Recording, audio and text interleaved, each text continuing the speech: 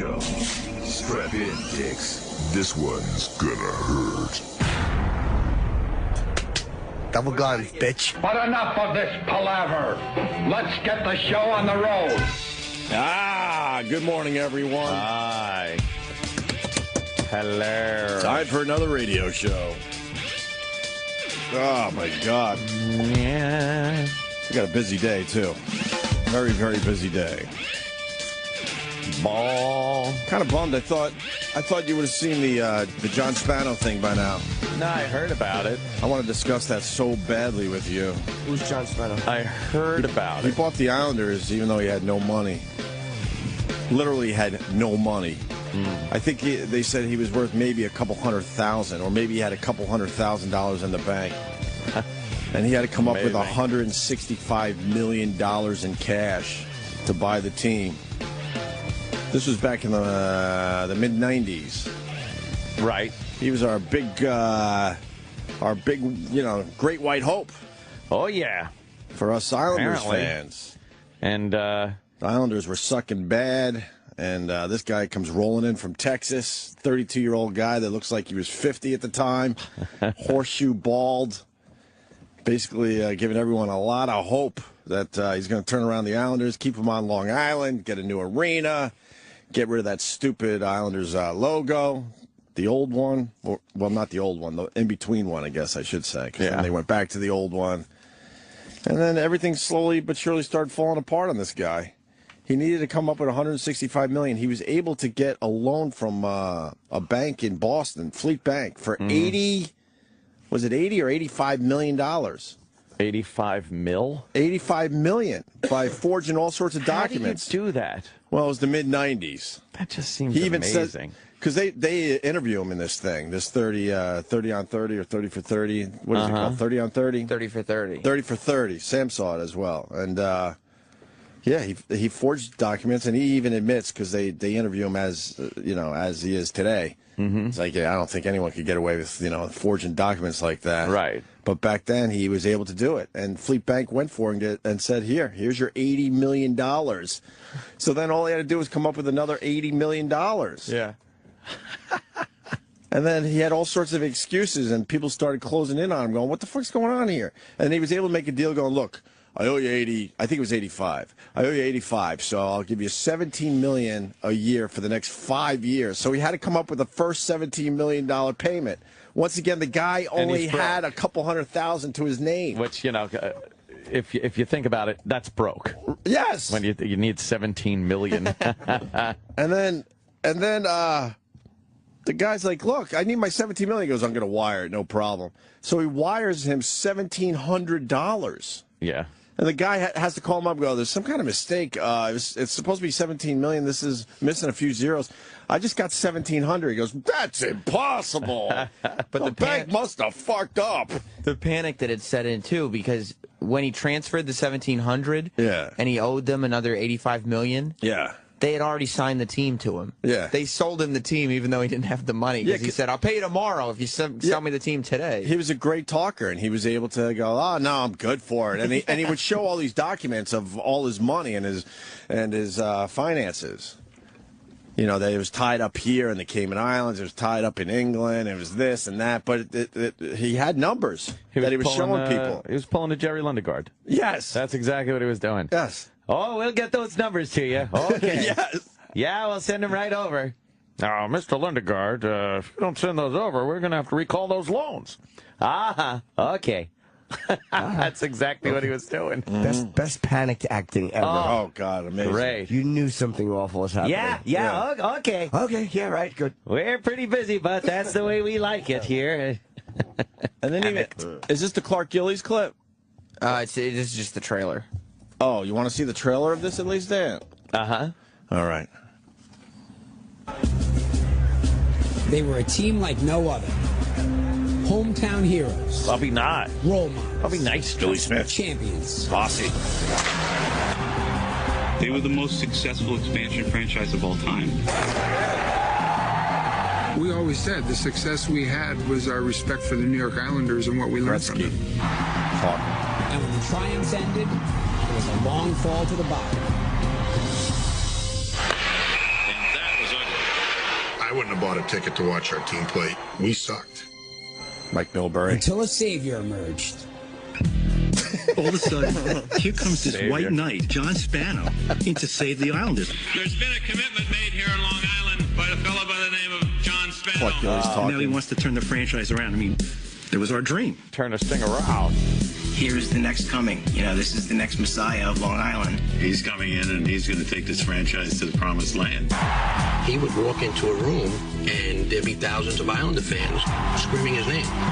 Wow, the guy was great. But the guy wasn't who he said he was.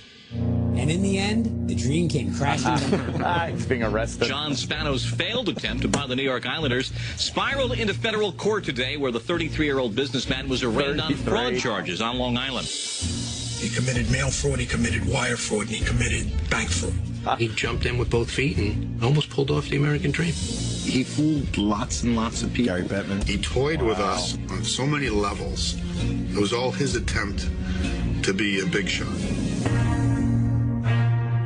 They call it big It was shot. everything I hoped it would be, and actually it was more. I mean, for 4 months, I owned the New York Islanders. Look at him. It's an amazing story, and you don't even have to be a hockey fan. You don't have to be an Islander fan. What years was that?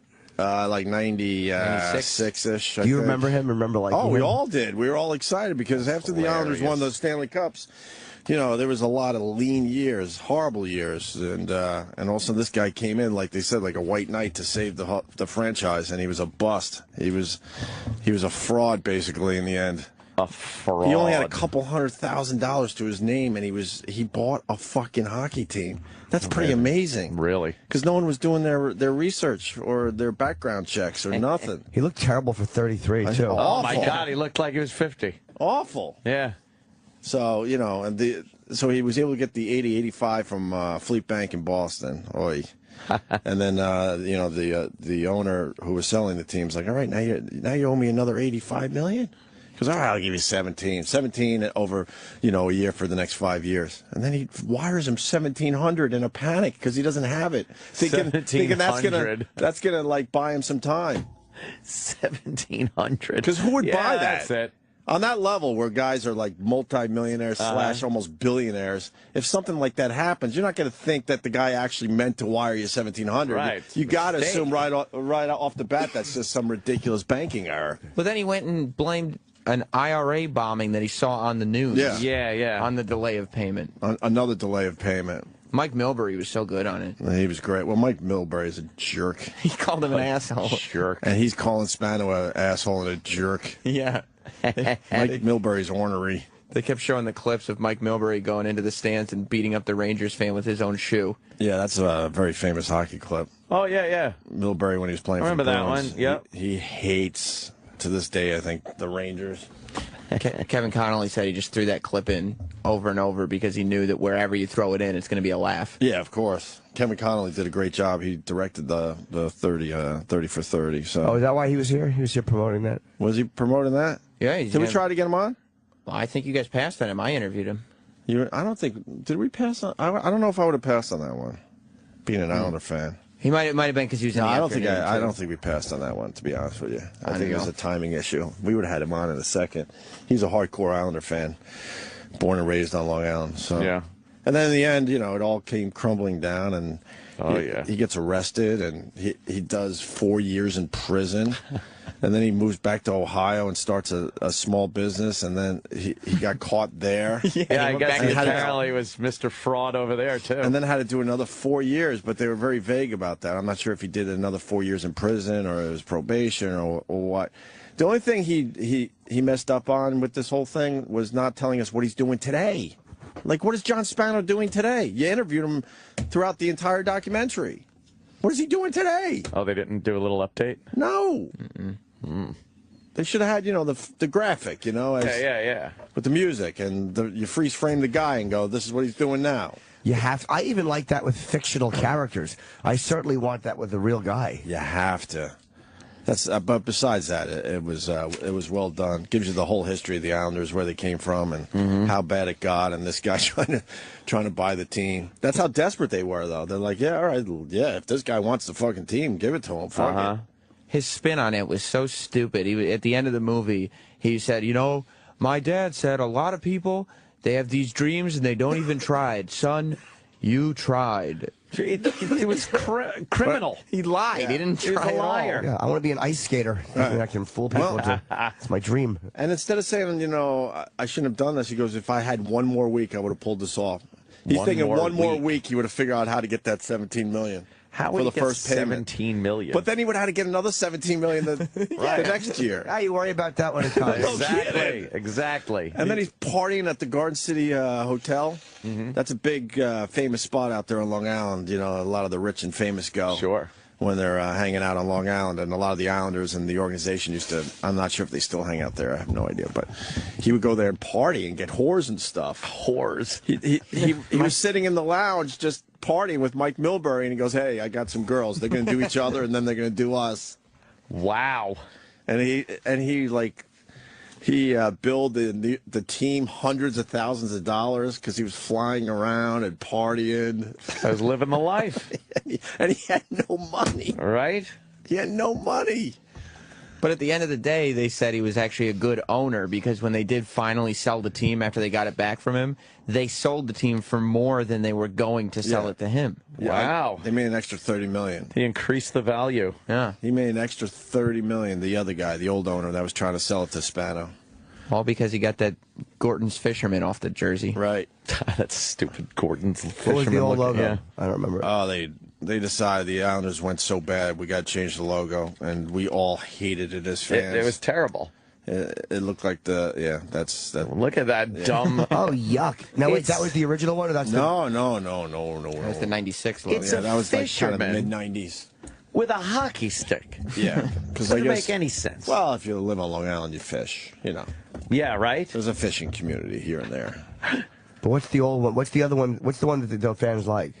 The one that they have now. Yeah, They Is this went the original back one? to it. Yeah. Oh, yeah, they just went back that, you know. Okay. The old Long Island, New York, the Y is a hockey stick, Yeah, and you the know. Islanders across the Oh, bottom. I like the fisherman. There I you think he's fun. You like the fisherman? I think it's fun. But it's like a horrible, like, It's terrible. drawing and just, Yeah, it's very complicated it looking. really is. You don't even really know what it is It's at a big first. blue blob at first. and then Exactly. You gotta look. Is it a mountain? Oh, he's having fun. What is it? That's terrible. Who designed that? Can you imagine? I was thinking when I was watching this, the panic this guy must have felt. Just waiting imagine for. It's the famous thing we always talk about, where you know the feds are closing in, they're going to be knocking on his door any night.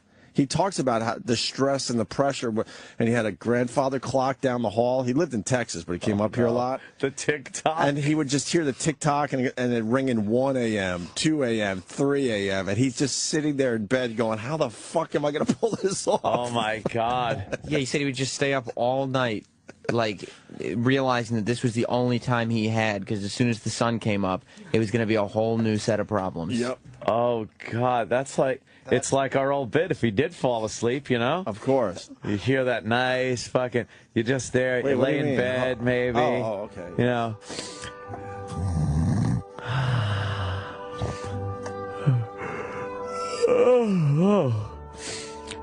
Oh, I finally got some sleep. Oh, my God. That was nice. Oh, I haven't slept well in a long time. Oh, what time is it? Oh, 7 a.m. Oh, God. What am I going to do today? I think I have something to do. Oh, my God, I got to come up with $17 million. Oh, my God, I'm a complete fraud. Oh, my God. I think we can get him on the show, too, by the way. Yeah. John Spano? Yeah, I think he's talking. He's talking. He's checking. He is talking. He wanted to be a big shot. That's why this thing's called Big Shot. Didn't you? And he was a Texas guy. He kind of hung out with Staubach a little bit. Did he? A little bit. or used his company. There was some kind of connection to Staubach. I'm sure it was some kind of fucking ruse. Jerry Jones would invite him to watch the Cowboys games in the box. So he was an up and coming businessman. He had a small business in Dallas. He did okay, but he wasn't worth even $1 million. He wanted to skip all that building the business up to the point. Just skip over that and go right to the top. And I didn't know this until I watched this. He went for 2 other teams before the Islanders. Really? He went for the Dallas North Stars, and then he went for the Florida Panthers. What happened? They asked to see a bank statement, and it all fell apart. Yeah, right? Well, the Dallas North Stars is a really funny one because they're getting together to make this deal. Like, they're just starting to talk, and they go to lunch.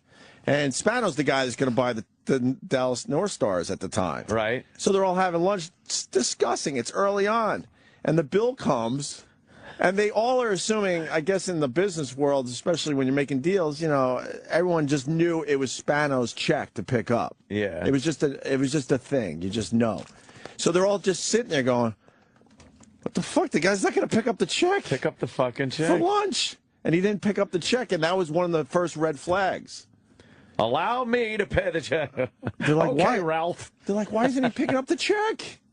Wow. It was some break-in protocol that everybody kind of knew. As far as deal making, I guess. Yeah. I don't know. They just knew that, like, what? He's the one that's supposed to be paying for this, and he's not at that point. And then the Florida Panthers, they were starting to talk, but then I guess they got a new arena or something, so the owner didn't want to sell. So then lucky. Here come the Islanders.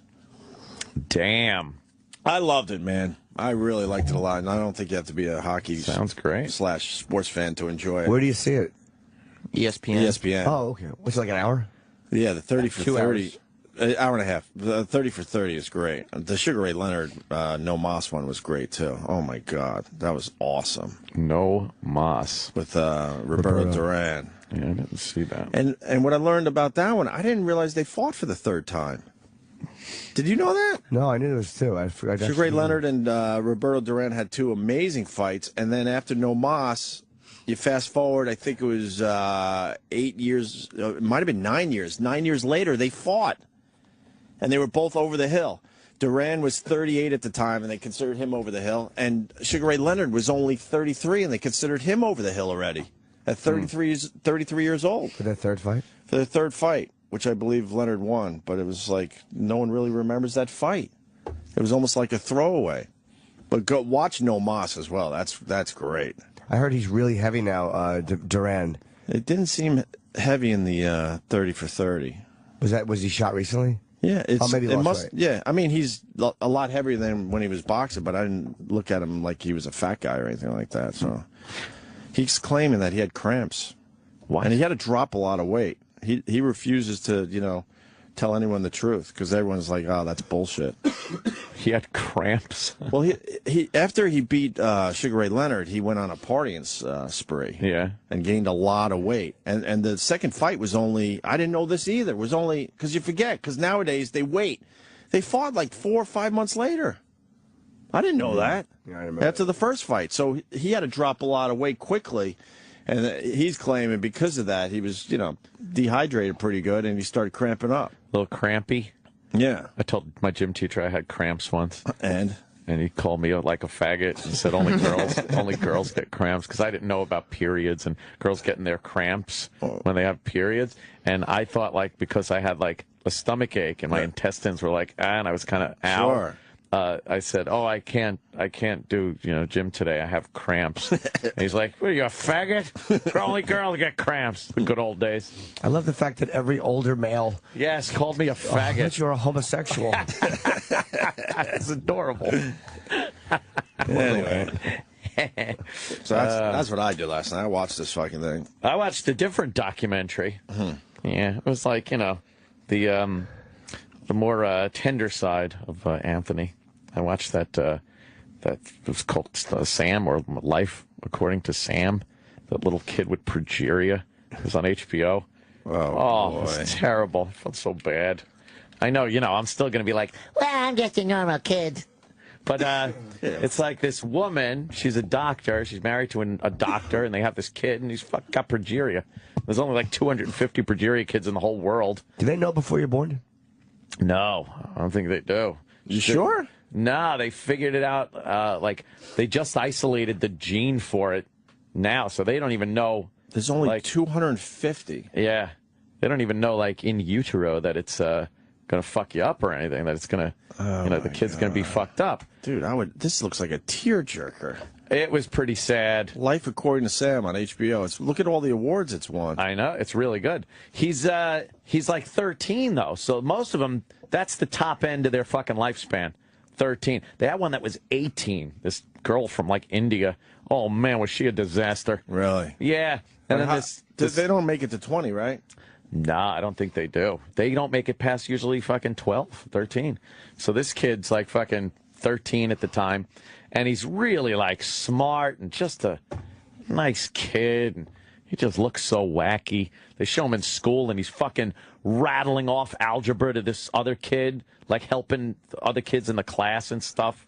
And the mother and father are doctors. Right. And they had this kid, and like after a couple of months, they're kind of looking at the kid going like, something's not right. So they take the kid to the doctor and shit. And of course, the doctors don't know. They're not gonna like think it's something that only 250 kids in the whole world have. And then finally, one doctor was like, "I think your kid has progeria," and they looked at pictures of other progeria kids at that same age, and they're like, "Oh yeah, that's exactly." Wow. What's the physical sign? The physical thing? The first thing that they notice? It's like the skin looks very thin and translucent, and you're jaundiced, and the eyes look a little fucking buggy and shit. Well, that's and then it just keeps gaining going. a lot of weight. Yeah, and the kid wasn't gaining weight. Right. That's another thing. That's why the eyes look buggy. But then, they get big arthritic joints. Their cartilage and stuff gets also, their nose gets really big and their ears get all fucked up and their fingernails get all fucked up. And then the bad part physically is that their cardiovascular system, they start getting like hardening of the arteries and shit at fucking like 8. Jeez. Yeah. That's just so horrible. the mother like dedicated a life to doing a study because they isolated the gene and then realized the gene had certain similarities to this drug. So they're like, all right, we're going to try this drug study. So they started doing that over the course of about 2.5 years, which is like, these kids are like little mayflies walking around. Yeah, he must hate recess at school. Yeah. That's got to be like a year to him. Oh, my God, like, right? Seriously? I know. Let's just keep going. Yeah. So they got a bunch of kids from all over the world with progeria and brought them in. Like, how many were it? Like 30 or something? 30 of these kids? Maybe more. And started giving them this drug. Now, the thing is, the way the FDA works, which is ridiculous, any FDA approval should be given to progeria drugs because, fucking kids. They don't have the time. They don't have the time to fuck around. Yeah, what do they have to lose? Exactly. So, it's usually done with a placebo group, and a group that's actually taking the drugs. But she didn't want to be... again, these kids don't have much time. She didn't want to not give some kids the drug and give other kids the drug. So she gave all the kids the drug. So in the FDA, there's this protocol that you have to go through. And they were like, well, no, you didn't have a test group with the placebo, so we're not going to approve any of this medication. And the medication apparently did slow down this aging process in these kids. But they wouldn't approve the fucking drug because they didn't have the test group properly. Amazing, some fucking bureaucratic scumbag. Exactly. It was so fucking ridiculous. So where are they now? Well, with the whole drug thing. She is that going to be in the movie? It's in the movie, yeah. I don't know what happens to the kid, I'm saying. I mean, I'm sure he's dead, but I don't want to know it. No, actually, I'll spoil it for you. The kid doesn't die by the end of the movie. He's actually 15 by the time the movie, or 16. Is he taking the drug? No. But they have this, they're kind of making headway and getting approval of some type of fucking treatment. There's no cure, there's just treatment. But they had all these other kids and stuff with progeria, and it's like, one kid winds up dying during the thing. Like, what could the drug do that's worse if you're going to die so quickly? I mean, exactly. That's just it. There should be like these exceptions. Yeah, put them on an island or something if you're scared. Right. If you're scared they're going to turn into monsters or zombies, and at least give them a chance to continue living. the best part of it, though, is this fucking kid. It's like, oh, he's got all this shit going on. And there he is in school, fucking, he's in band, and he's fucking, like, all kinds of activities and winning all kinds of awards for his studies and everything.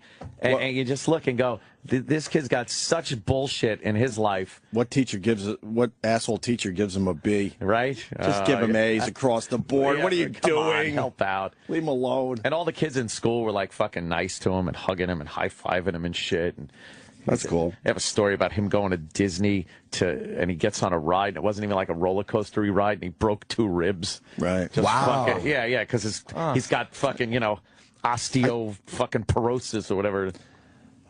It's just terrible. Anthony's becoming a person. No. Between the kitten and the progeria. I was just thinking that. Well, I mean, I think our audience gets really confused by us. I know. We're very confused. You're going to do the progeria voice and get some jokes in, but we do have souls. Like, this brings up a point. A lot of people have sent me the clip of the 2 Down syndrome kids being they voted him prom king and queen. But they sent it to me like, oh, I can't wait for you guys to beat the shit out of these 2. I know. And I'm like, you just don't really. And I don't blame some people, I guess, because I understand what we do on a daily basis, but that's the type of thing we wouldn't go after. It's not. And they're like, oh, more PC shit. Yeah. I'm like, no, that's not it. What makes that story so fucking cool is that the whole high school got together and said, you know what, let's do a good thing here. And when they drop pig's blood on him at the end, it's really... But it wasn't like they rigged the voting and like, look, right. Or the school decided. No, the students themselves came together and said, let's do this nice thing. Right. I'm saying this to you because I can't wait for tomorrow. Yeah. No. Dude, that's how I found out about this documentary. Somebody tweeted the link and goes, Anthony, you gotta see this. Right. I can't wait to hear you fucking goof on it. This little fucker deserves everything you're going to give him tomorrow. Hit him with both barrels. Right, make it hurt. What the fuck would what could I possibly say? And fair enough, it's subtle, but there is like, I don't know. There's a balance. There's a humanity that sometimes people don't think that we have. Right. Like, I'll make fun of retarded people in an abstract thing. Of course. But as far as, like, if somebody tweets me a photo of a retarded kid with Tony Romo, that famous picture, I can't retweet that and goof on it. It's just too sad. It's like, there's a difference between taking a real kid who's retarded and fucking sending his picture out. It's like, Jesus. And I'll tell you this, I turned the corner on, the kid that doesn't have much time, and they give him the ball in the football games and let him run. You did? I think Jimmy was the only one in studio that was for it from the beginning, I believe. And I was like, oh, God, there's got to be something else you could do. I'm all in now. What does it fucking hurt? Yeah. I think it's pretty silly. Yeah. I thought it was kind of, but I mean, I'm all in with that shit, too. Whatever. Yeah, you give the boy a little happiness as opposed to what? The jocks who are going to have lifetimes of happiness? Right. Let the kid run. Fuck him. Yeah, I saw in this documentary, he's on like a drumline thing at one of the football games, and they had to make a special harness for him so it doesn't just bust his fucking little bones. And he's playing the fucking drums, and the father's like in the bleachers, and he's all proud, proud. It's just like fucking. And then the whole time you're just going, oh yeah, he's an absentee landlord. Yeah. There's no God. Where is your God?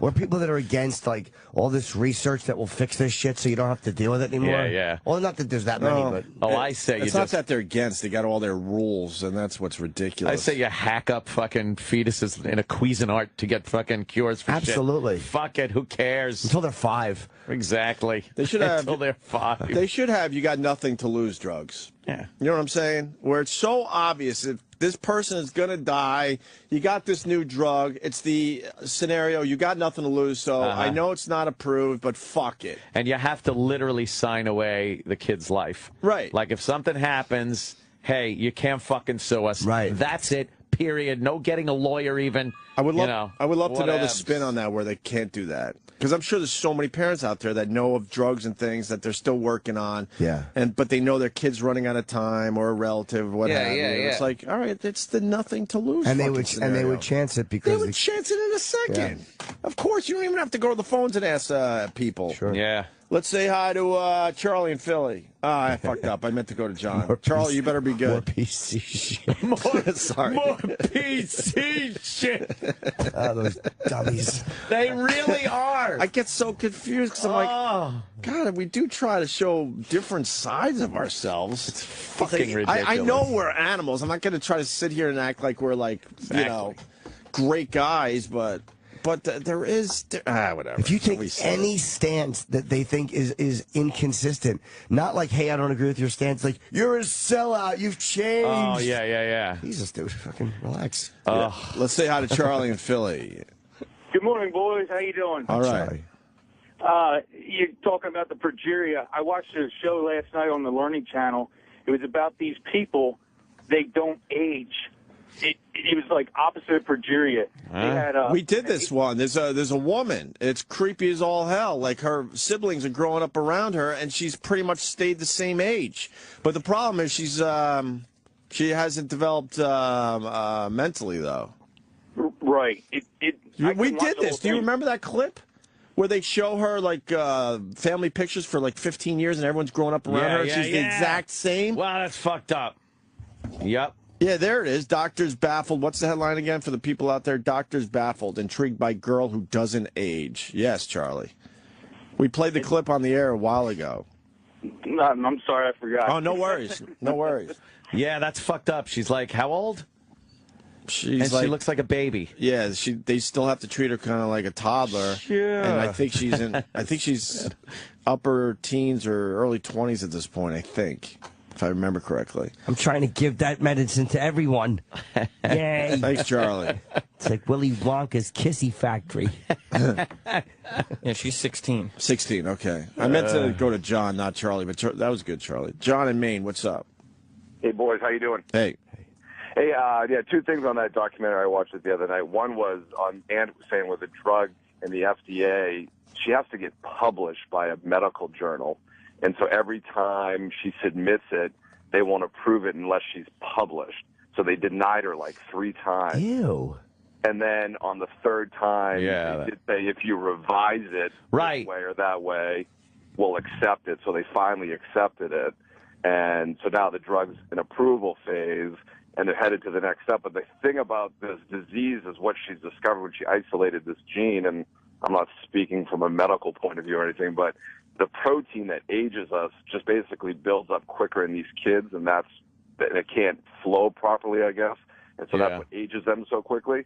But they're thinking if she can isolate this and discover how to slow it down in these kids, they're saying basically she could create almost the fountain of youth, because if she could slow down aging and then you give it to a normal person, then what could that do for a normal human being? Yeah, actually, it could benefit everybody. So let this lady go if she wants to take it on. That's what we need. People living fucking hundreds of years. Well, there's 100 more years of that? Oh, God. Yeah, you look 300. I would like to squeeze out another 100, though. Yeah. Just another 100. That'd be nice. It relates to the heart disease, like all like Ant was saying, with cardiovascular and whatnot, that these kids are getting that. So it's the people that, eat shit all their lives and don't exercise, they get it, brought on. But it's the people that are born with sort of that genetic heart disease or high cholesterol, things like that, that this could save those people and get away from invasive surgeries and prolonging drugs, et cetera, et cetera. They didn't really get into to make you understand, because I mean that would be a totally different documentary, the genetics of it. But they showed like this one little fucking speck in the DNA that is different.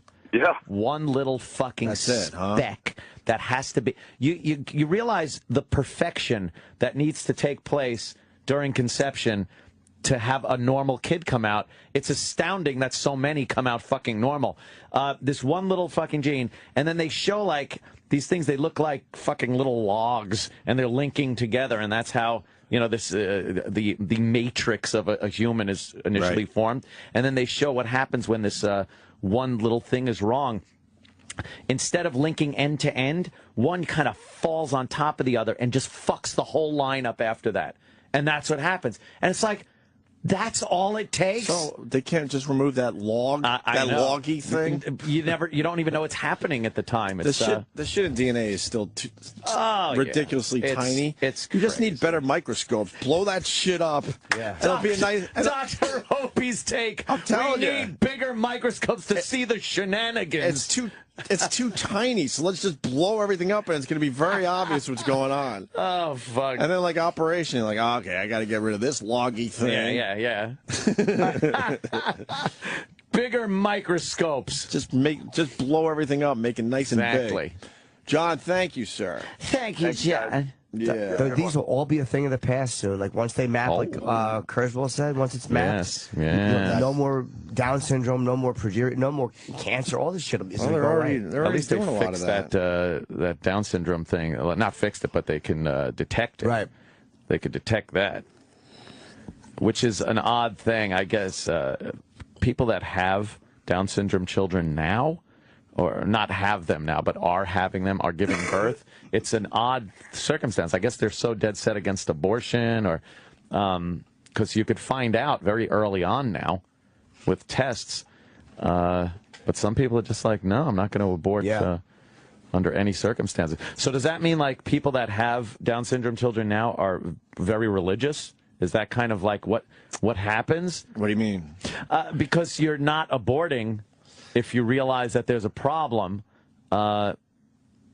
is it your religion that keeps you from doing it? Or, it seems to me that the makeup of the parents of Down syndrome children today is a lot different than it used to be. Because it used to just be a crapshoot. You didn't know until you gave birth. I think there's probably some guilt involved, too, probably. You think? I don't know how easy that would be to do. You're a daddy. Would you, personally, if you knew something was amiss, would you? Here's the answer. I would get the old Hoover out. I would. This is a bad question, but I would absolutely go for the abort. Right. Thinking, it's okay, not bad.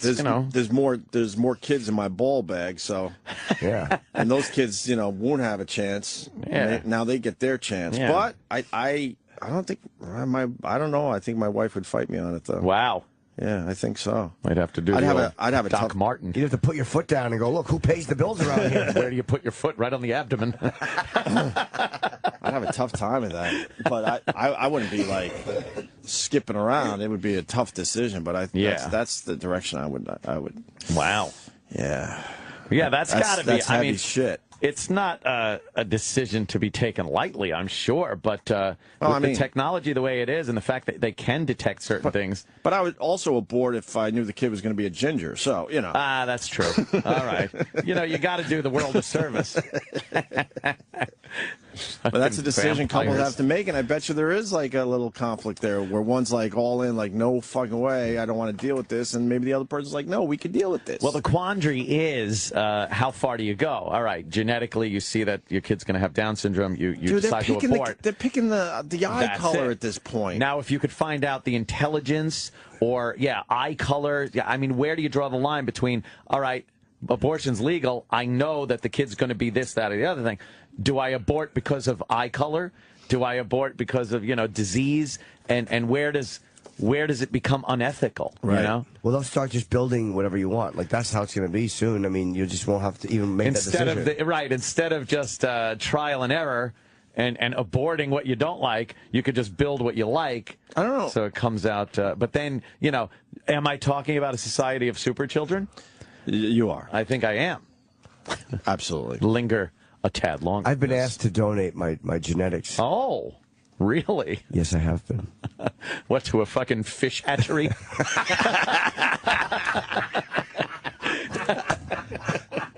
Jimmy paused way too long on that one. Because I had nothing. I had a thought and nowhere to go with it. I'm glad you brought it home. Oof. Fish. Very funny. Hey, can we squeeze in the Mike Francesa clips before our first break? Oh, please. We're guest heavy today. We can certainly go back to the progeria discussion, and indeed, you do, and the DNA and giant microscopes a little later. But we love Francesa. I walked into the dentist's office yesterday. I was in the waiting room, and there was Mike right up on the screen. They were watching him in the waiting room. I was very, it was very popular. I was kind of chuckling to myself, waiting for something to happen. But I looked, and I saw his Diet Coke there on the console. It's like, ooh, the famous Diet Coke. He spills it. It gets knocked over, and then he still has it there, uncapped, right up on the console. He doesn't learn. Maybe it's a repeat. No, it was a new one. He was talking about the World Series. Okay, Cardinals. Okay, Boston and the Cardinals. Okay. Well, the Red Sox had a fine game last night. I guess they romped, huh? Yeah, he won. As they said, a one-sided, lopsided. What do the score. Sox say? Win, win, win, win, win, win, win, win, win, win. What do the cards say? Beer, beer, beer, beer, beer, beer, beer. Green, green, green, green, green, monster. Fucking great. So stupid. So Mike Francesa, we're breaking him down. All this guy has to do, because it's now really becoming way more of a thing. It's been happening for a while, yes. We got to acknowledge that. But it's really ramping up. All this guy has to do is show a little humility and go, man, you got me. But he's all-knowing. He tries to make it sound like he knew he was being pranked when it's obvious he didn't know. He didn't know. Just fucking admit it and go, all right, you got me, cool, whatever. You got me. But now people are obsessed with getting him because they know, they know it gets to him. He's such an arrogant asshole. Yeah. Oops. I like this, too, because it's old school. Like, it's regular radio. It's a call-in show. People are calling to prank. Like, that's something that was done years ago, and it's still going on Mike's show. Yes. Is in her mid-teens. What is that? So mind-boggling. Say hi. Yeah. That was that's the kid that won't grow. Yes. Let's see. So this isn't our Mongo, by the way, is it? No. All right. Mongo tells Mike Francesa that he's a bad example because he drinks Diet Coke. Yeah, Mongo calls Mike all the time and drives him nuts. I've listened to so many Mongo different names? clips. No, it's always Mongo. Why does he answer? Why does he take the call? Because he always starts with, like, serious questions. Yeah. And then he goes into something stupid. Okay. Jimmy in Queens, what's up, Jimmy? Hey, Mike, I got 2 bones to pick with you. Good. First, the New England Journal of Medicine says that 1 soda a day, you'll guarantee. Don't worry about my life. Go ahead. Just worry about your own. Give me the next one. That's all. What is it that you called up? It said you had 2. You had 2. What's the second one? You're showing a bad example. Oh, okay. So I'm not the drink. So you don't want me drink? Okay. I'm sorry if you don't want me. I didn't ask anybody else to drink the soda. If I want to drink, it's my business. Okay. Don in Holmesville, what's up, Don? I don't promote it. I'm not advertising it. I don't tell anybody else to drink it. I'm not telling you to drink. You know what? Call up Coca-Cola and Pepsi and talk to them about it. They're the ones putting out billions of bottles of the stuff a year. Don't worry about me setting a bad example. Okay. Don in Holmesville, what's up, Don? Okay. I love that crutch. Okay. He's got that fucking crutch. Now, the obvious thing there, Mongo doesn't give a fuck if Mike Francesa drinking a story drinks Diet Coke every day, but he knows slight fuck. He knows this is a little way to get to him a little bit. You don't care, Mike, that you're drinking Diet Coke, and you should know that. And then I like this one a lot. This one came in 2 days ago. Frank in a story, because you know why? They're just used to winning. That's why. Frank, what's up, Frank? What's up? I got a question for you. I'm trying to understand it as a layman, just interpreting the rules. Yeah. One player can't mount the other one from behind and then player push can't forward? push him. So he's mounting him from behind and then just pushing He's forward? mounting him. He's pushing him in the back. Can't push him forward.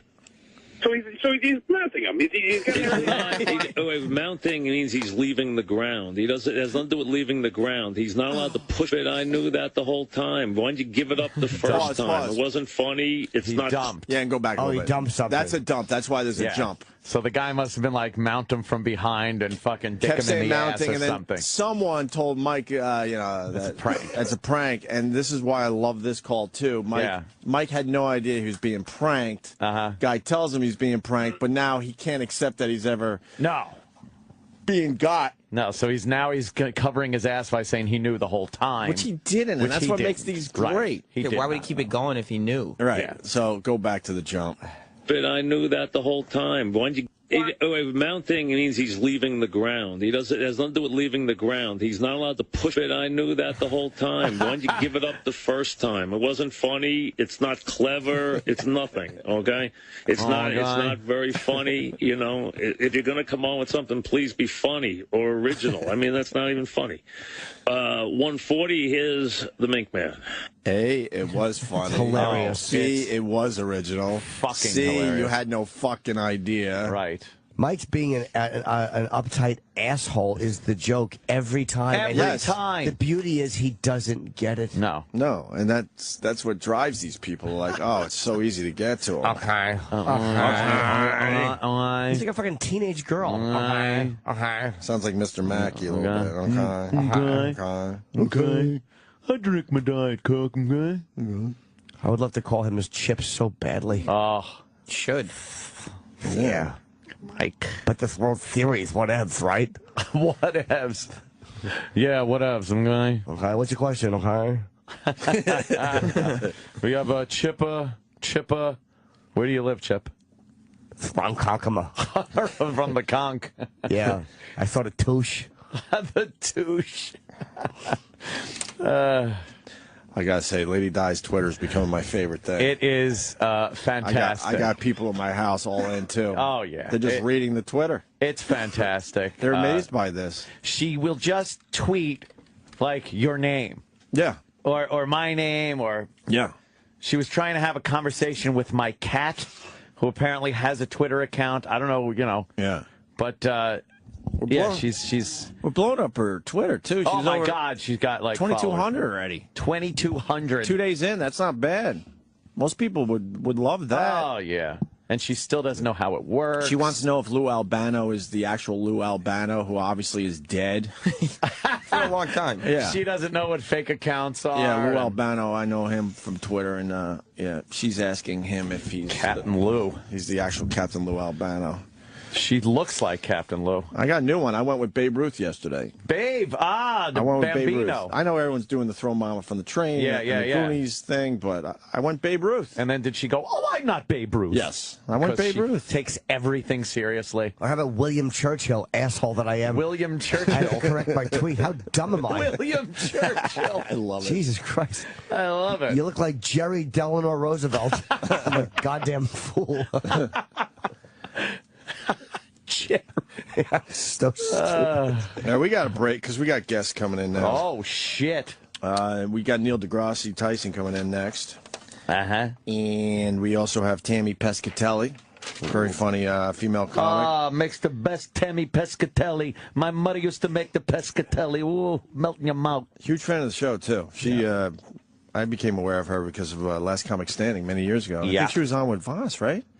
I don't remember. I think she might have been on with Voss. I got to ask her. It's been so long, I don't remember either now. And then John McEnroe. Wow. For the first time in a while. Yeah. And then there's that whole fucking, there's that problem in Rochester now. There's that fucking thing on the news. It's just, we should cover that. Oh, what's that? My show's this weekend. Yay. I'm going in tomorrow. I'm not feeling, I feel the cold. You can hear it, right? Let's get some coldies going. I took some yesterday, and I'm not getting that swallowy thing today. It helps. The gulps? Yeah. Getting the gulps. It doesn't, Oh,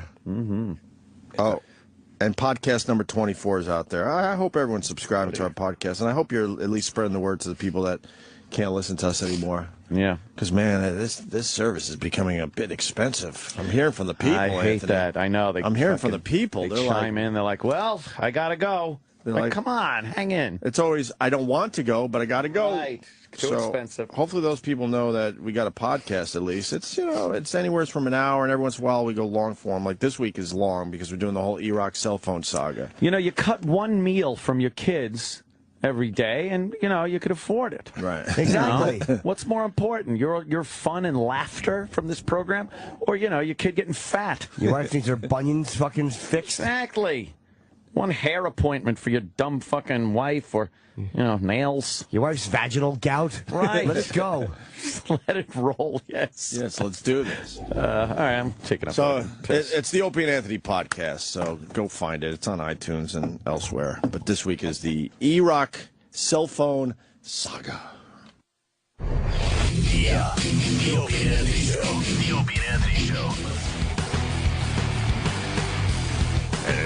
We got Neil deGrasse Tyson coming in to the studio.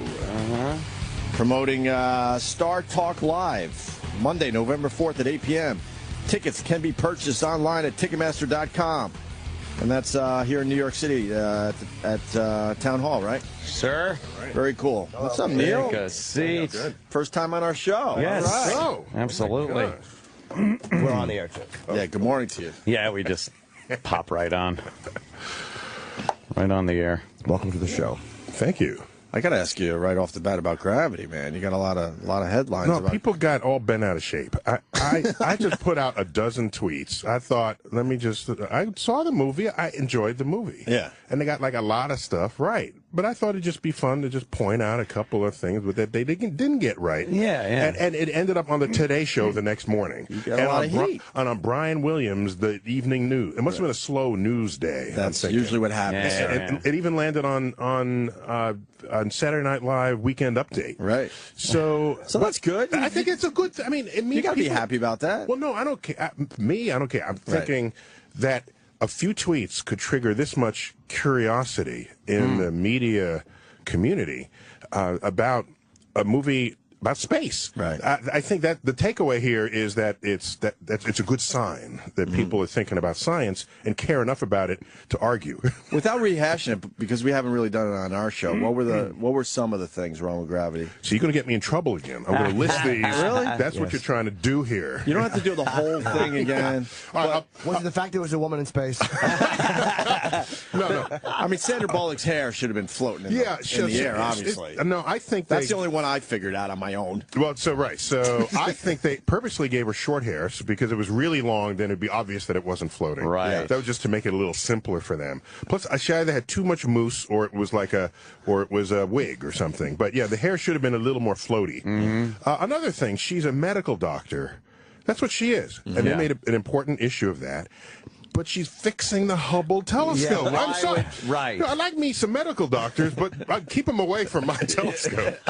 That's my telescope. Excuse me. You have this amazing technology, and you're filming this amazing movie, and then you make those little weird mistakes. Because the one we brought up was how they had that small talk about, so where are you from? It's like they don't know anything about each other. They would know everything about it. No camaraderie. Right. All of a sudden, George Clooney's asking him, so where's your hometown? I know. Like, they would know where everyone's body moles are and secret tattoos. They would know this. Of course, at that point. I loved it, but there was that one. I really liked the movie, by the way. Yeah, I got to say that. Where they had the thing where he's like, how long did you train for? And she's like, 6 months. So it was like she took a crash course in Hubble fixing. Yeah. But the movement was great. Was the movement seem realistic to you, the way they were moving? Yeah. So the general, I mean, what the movie pioneered, it's 99% zero-G movie. Yeah. So I said the movie has the wrong name. It should be called Zero-G. Zero Gravity, not Gravity. I was going to sell tickets if it was sold that. And then I got kind of geeky on people, and I said the movie should also be renamed Angular Momentum. Oh, there we go. Just to pull a little bit of physics out of now here. We're talking. High school. Yeah, Can you explain angular? I mean, I understand it, but they don't. Okay. Yeah, sure. as long as we don't get a pop quiz at the end of this. No, it has a lot to do with Newton's third law. Yeah, so everything to do with Newton. So if you're in motion, and there's no friction with the ground or air or anything, you'll just keep moving. All right.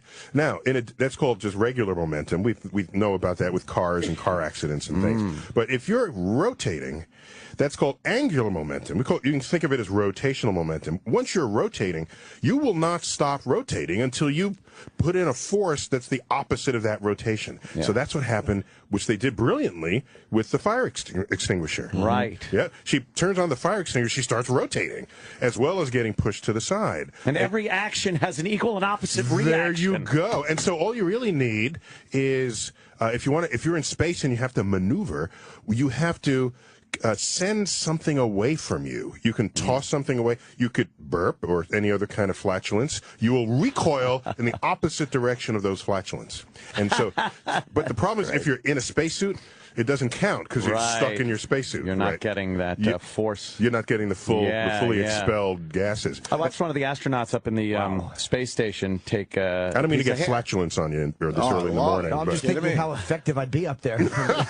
You'd be spitting your ass off. One of the astronauts up in the space station took a single hair and was obviously floating in the space station. A single hair between two fingers and pushed against a pipe that was there and was able to push her entire body away from the wall just using a single hair. That's why when Sandra Bullock is holding on to, I don't know if you saw the movie, holding on to George Clooney, and he's dangling there at the edge. All she'd have to do is give a little tug.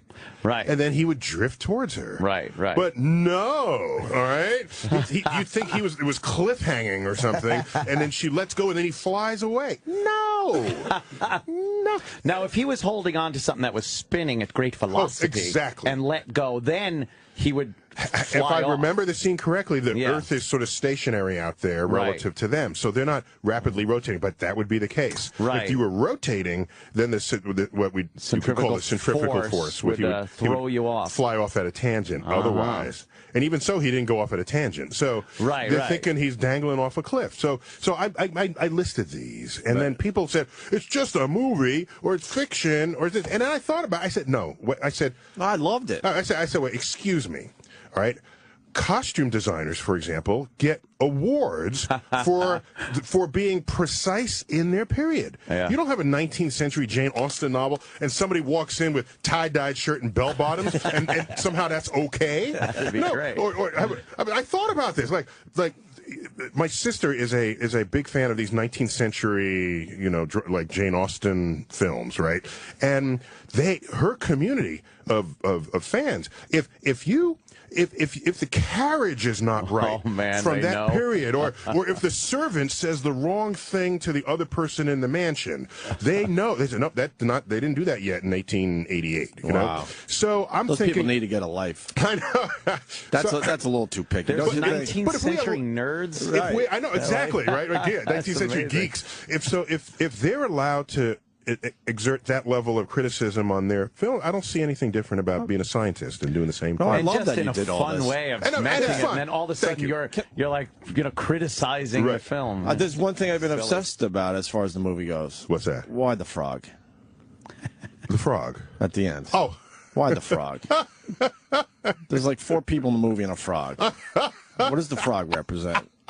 Yeah, that was plus if she lands randomly out of orbit, she's not landing in a little pond where she could just swim to shore. She's going to land in the middle of the freaking Pacific Ocean. A shark will eat her, or she's going to be on an ice floe with a polar bear. So what a stroke of luck.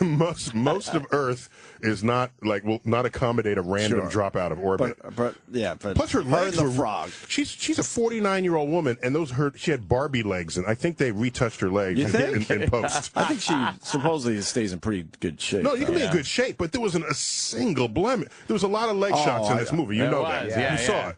Butt shots and leg shots. You know. That's how she looks. I dated her for a while. She does look like that. Yeah. I didn't expect that was Jim J. Nice. Can I ask you a question about the God particle? They have found it? Yeah, I mean, the way this works is you have evidence that builds. You have a slight signal in the noise, and then you say that could be it. We need more data, and if you have more data, the signal improves relative to the noise, and say that's the signal I'm looking for. And when I say signal, I mean it could be a pulse, it could be a blip, and the blip gets stronger relative to the noise, and you reach some threshold, and you say, okay, that's what we're pretty sure is the God particle, the Higgs boson. Right. Now, what exactly does that mean if they find it or if they have it, and what exactly? Well, it might have been more interesting if we didn't find it. In the frontier of physics, when you're looking for things that you're pretty sure have to be there and they're not, then you go back to the drawing board. You say, "Well, there's some deep stuff we didn't get right coming into this," but my physics brethren found this, and I'm an astrophysicist. I don't look for little things; I look for big things. So they found it, and this is the particle. I don't know if you remember from the news cycle that it's a particle whose field grants mass to other particles. So if you want to be a particle, that's a good one to be. And that's how it got the name the God. No one's calling it the electron the God particle, right? So the power it has over nature is extraordinary in this regard. Is that what they're trying to do to find like the dark matter and all that stuff? And we don't know how it all fits together. There's a lot of profound states of ignorance. We know how dark matter, dark energy. There's the frontier of particle physics. Maybe at the end of the day, one answers the other, and that's happened in the past in the history of physics. Completely distinct challenges, areas of ignorance that confront us. One gets solved with, hey, that's the answer to these other questions. Wow. And so that's how you know you really understand nature, when you have this cross-pollination of these research frontiers. Yeah, there's just so much that seems, not even that we don't know about, that seems out of reach to even learn about it. That's a brilliant way to. Of course it is. There's the stuff. That's for hijacking my thought. No. So here's go. So it's here's something I don't understand, and here's the question I'm going to answer. And so then you set up an experiment to answer that question. But what about the question you have yet to think to ask? Right. Yeah. What is the answer to that? So this is so many of those. There's right, and in a vast expanding universe. You have to be humble. We can't even comprehend as humans the expanse of the universe. We can. No, we do that all the time. Yeah. The whole never-ending space thing alone is enough to. No, the problem there is our brain, our primate brain, is not wired to embrace infinity. I don't know if you remember the first time you ever. I remember when I was a kid. And you learned that shit. It creeps you out. No, it creeps you out. I remember what Kennedy. Maybe I'm older than you guys. When Kennedy died, and they set up his John F. Kennedy and had his grave, and they said, "Here's the eternal flame." And it's like, what? What does that mean? You mean like Earth will be gone and this will still be burning? No, that was my first encounter with the concept of infinity. And then I said, but look, it's a little vessel, and it takes energy. There's an infinite energy in there. I started getting all existential on it. But that was my first encounter with infinity. In math and in calculus, what you end up doing, I think, is just growing accustomed to it. You learn how to calculate. And once you do that, then it's not as scary.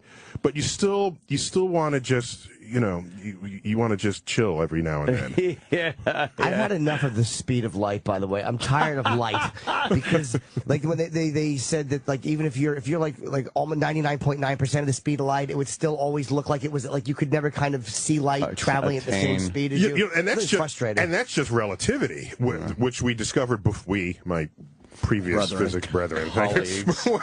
when after relativity, we discovered quantum physics, which is the physics of the small, of atoms and molecules and nuclei, and that's creepier, crazier than even what relativity is. You had an accurate description there. You go near the speed of light, turn on your flashlight, it goes away from you at the speed of light. Nothing on Earth has that corresponds to that life experience. So we're discovering the universe is behaving in ways that fall outside of anything your senses ever told you was true. And so therefore you cannot invoke the normal criterion. That doesn't make sense for deciding what is right or wrong in the universe. Yeah. Did you get weirded out when you thought that the speed of light, when they did that test and then they opened up the experiment to people because they thought they had that, was it a neutrino that went faster than the speed of light? Oh, you remember in the big particle accelerator in Europe, a particle accelerator that we might have had here in America until Congress canceled the budget for the superconducting super collider back in the early 1990s. Getting back to so there was the possibility that there was a particle, a neutrino. It's one of the fundamental, what we think of one of the fundamental particles of nature, that it was measured to have arrived at a destination before it was sent from the particle accelerator, which would mean it would be going backwards through time, moving faster than the speed of light. Right. Wow. Okay. Well, no, sorry, I didn't say that right. It got there faster than a beam of light would have gotten there, and all of our theories tell us that if you manage to go faster than light, then you will be living backwards in time. We had a name for those particles called tachyons. You know the tachometer? It's in your car. Yeah, RPM. Yeah, your RPMs. The tachometer measures speed, and tachos is Greek for fast. speed. And so that's where you get that word. So tachyon would be the hypothetical particle that exists faster than light. So it would have been very interesting if we had faster than light particles, FTLs, if you want to. Yeah, you want to get in the club. Yeah, I talk about FTLs all the time. When you knock on the speakeasy door, you know what FTL is. You're good. So do you think, because it seems to me like the speed of light is so amazing and we know all this stuff, but how could, since the Industrial Revolution, and what was it, Einstein that figured it out on a chalkboard, how could he have gotten like that basic thing right? Like how can 1,000 years from now we not find things that just prove that we really have no idea right now? Yeah, that's a good point. Well, are we just idiots today compared to what we'll know tomorrow? Not really, it turns out. And I'll tell you why. In the era of modern science, and modern meaning having an experiment, a hypothesis, you test it, you have a theory. We've been doing that for about 400 years now. When you do that, and you have an idea that's tested and testable and verified, that idea doesn't later turn out to be wrong. Once you verified it by multiple experiments, and we get your bias out of it, because you get your friend to do it, and you get someone in another country who hates you to do it, and if you all get the same answer, you have found a new understanding you've landed on a new understanding of nature. So the way science generally progresses in the era of, since Galileo onwards, 1600, is if you have a better idea or a new idea, it gives you a deeper understanding of nature that encloses what you understood before. And you learn that what you understood before is just a subset of a deeper understanding of reality. And so it's not that you learn that it's wrong, it's that we learn that it's incomplete. That's how science has unfolded since then. That's why it's not that we're all just hanging around one truth. We got to go to another truth now. Now you think that's true because the press hangs out in the coffee lounges of research institutions, and they look at the very latest paper that isn't quite verified yet, and they say, "Oh, now cholesterol's good for you. Oh no, cholesterol's bad for you." And then you think scientists don't know what is going on in the world because they're tracking the bleeding edge where consensus has yet to emerge in the laboratory. And so you think science doesn't know, but if you back up a few steps, we're on it. They just report on the destination and not the journey between the two theories. Yeah, we have to understand that on the bleeding frontier, you're gonna. We don't know anything on the bleeding frontier. Yeah. But once we know it, it's in the books. Wow. Yeah. What is that new telescope? Kaku talked about it. Michio Kaku, my man, on here. Yeah. Oh, he's good.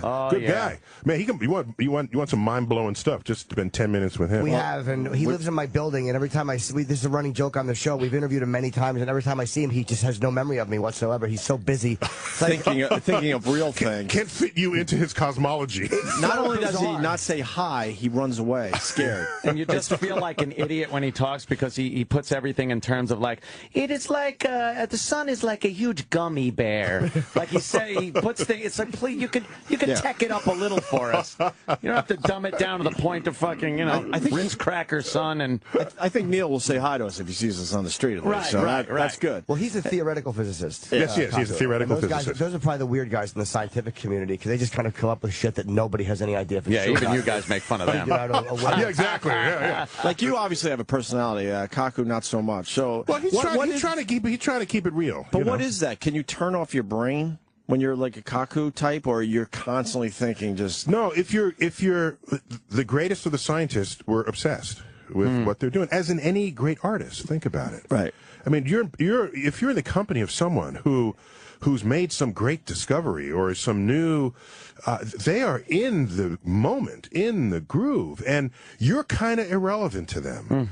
So you intersect. If I may get relativity on you, you intersect each other's world lines. This is your path through time and space, and then they just keep going on. Right. So and the world line is a great concept. So you could be in the same place, but at different times, and you don't meet. You could exist at the same time, but at different places, and you don't meet. Those are your world lines. Only if you're in the same place and the same time do you meet. That's why you don't get smashed by trucks every time you cross the road. You make sure your world line never intersects that of a truck. Okay?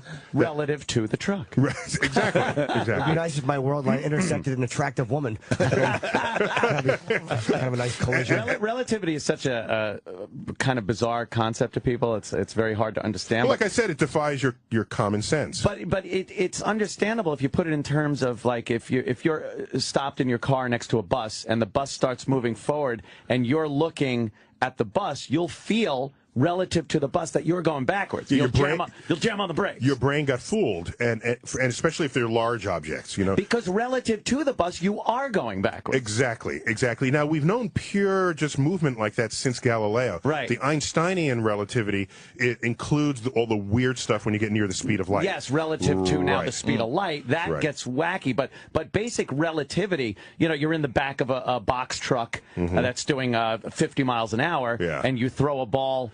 He's doing one of those word problems. Yes. People getting the shakes now. From New York to Chicago. Train leaves Chicago going 54 miles an hour. The ball relative to the truck is doing 50 miles an hour, but in the real world, it's actually doing 100 miles an hour if you throw it at 50 miles an hour in a truck doing 50. Now, can I tell you something really obscure? I mean, just sure. Are you ready for it? Okay. Love this shit. Blow our minds. If you in a two-car head-on collision, if they're both going like let's say 50 miles an hour, that's a bad collision.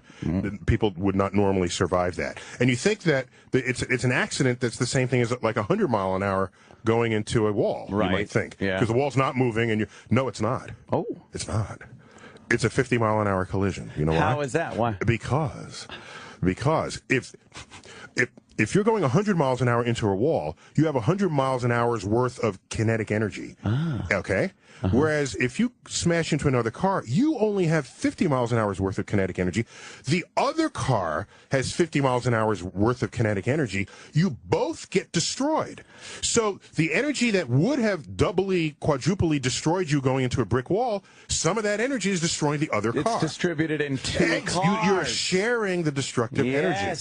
That's right. Because you think like the So the relative speed is 100 miles an hour, but you only are damaged by the 50 miles an hour of your speed. It's the old you can't get something for nothing. Never. There's no free lunches in the universe. So you're destroying two things with the energy of 100 miles an hour, but it's distributed between two things. Yeah, that's good brain work this early in the morning. That's great. I wonder if anybody about to have an accident has ever comforted themselves briefly with that thought. I've had enough physics. I'm thinking Newton's laws every moment I'm in a car. And the people, I did this once. You see it less today because there's laws requiring you wear seatbelts.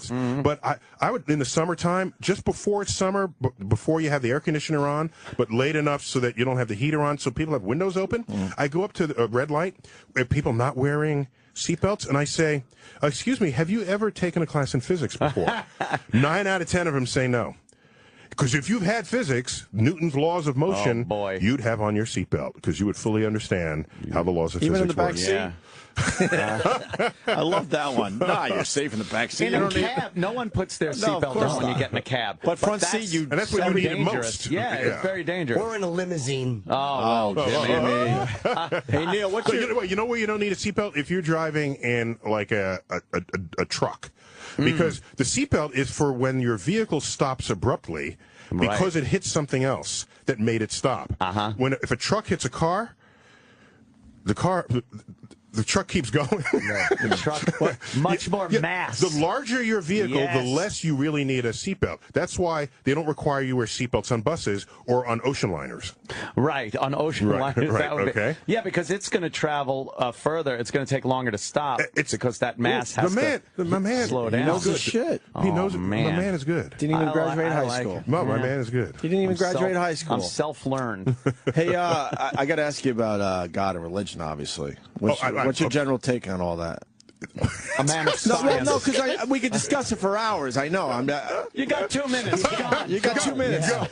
Eternal damnation. What do you got? What do I got on that? All right. I'm going to assume you're not a big religious guy. No. Actually, about a third to 40% of scientists in the United States will pray to a God on the premise that God would intercede in their personal affairs. So being a scientist, even a productive scientist, is not synonymous with being an atheist, for example, as so many people had presumed. My issue is, I resonate with what Galileo said back in early 1600s. He looked at the Bible and noticed that his telescope taught him things about the universe that the Bible got wrong. Got wrong. They didn't match up. Right. And he came to conclude that, and I quote, "The Bible tells you how to go to heaven, not how the heavens go."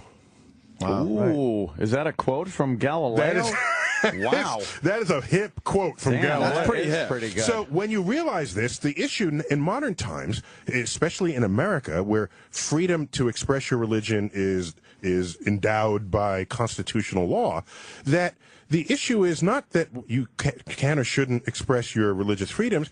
It just doesn't belong in the science classroom. And so I take issue when people want to change a science curriculum to match their religious philosophies.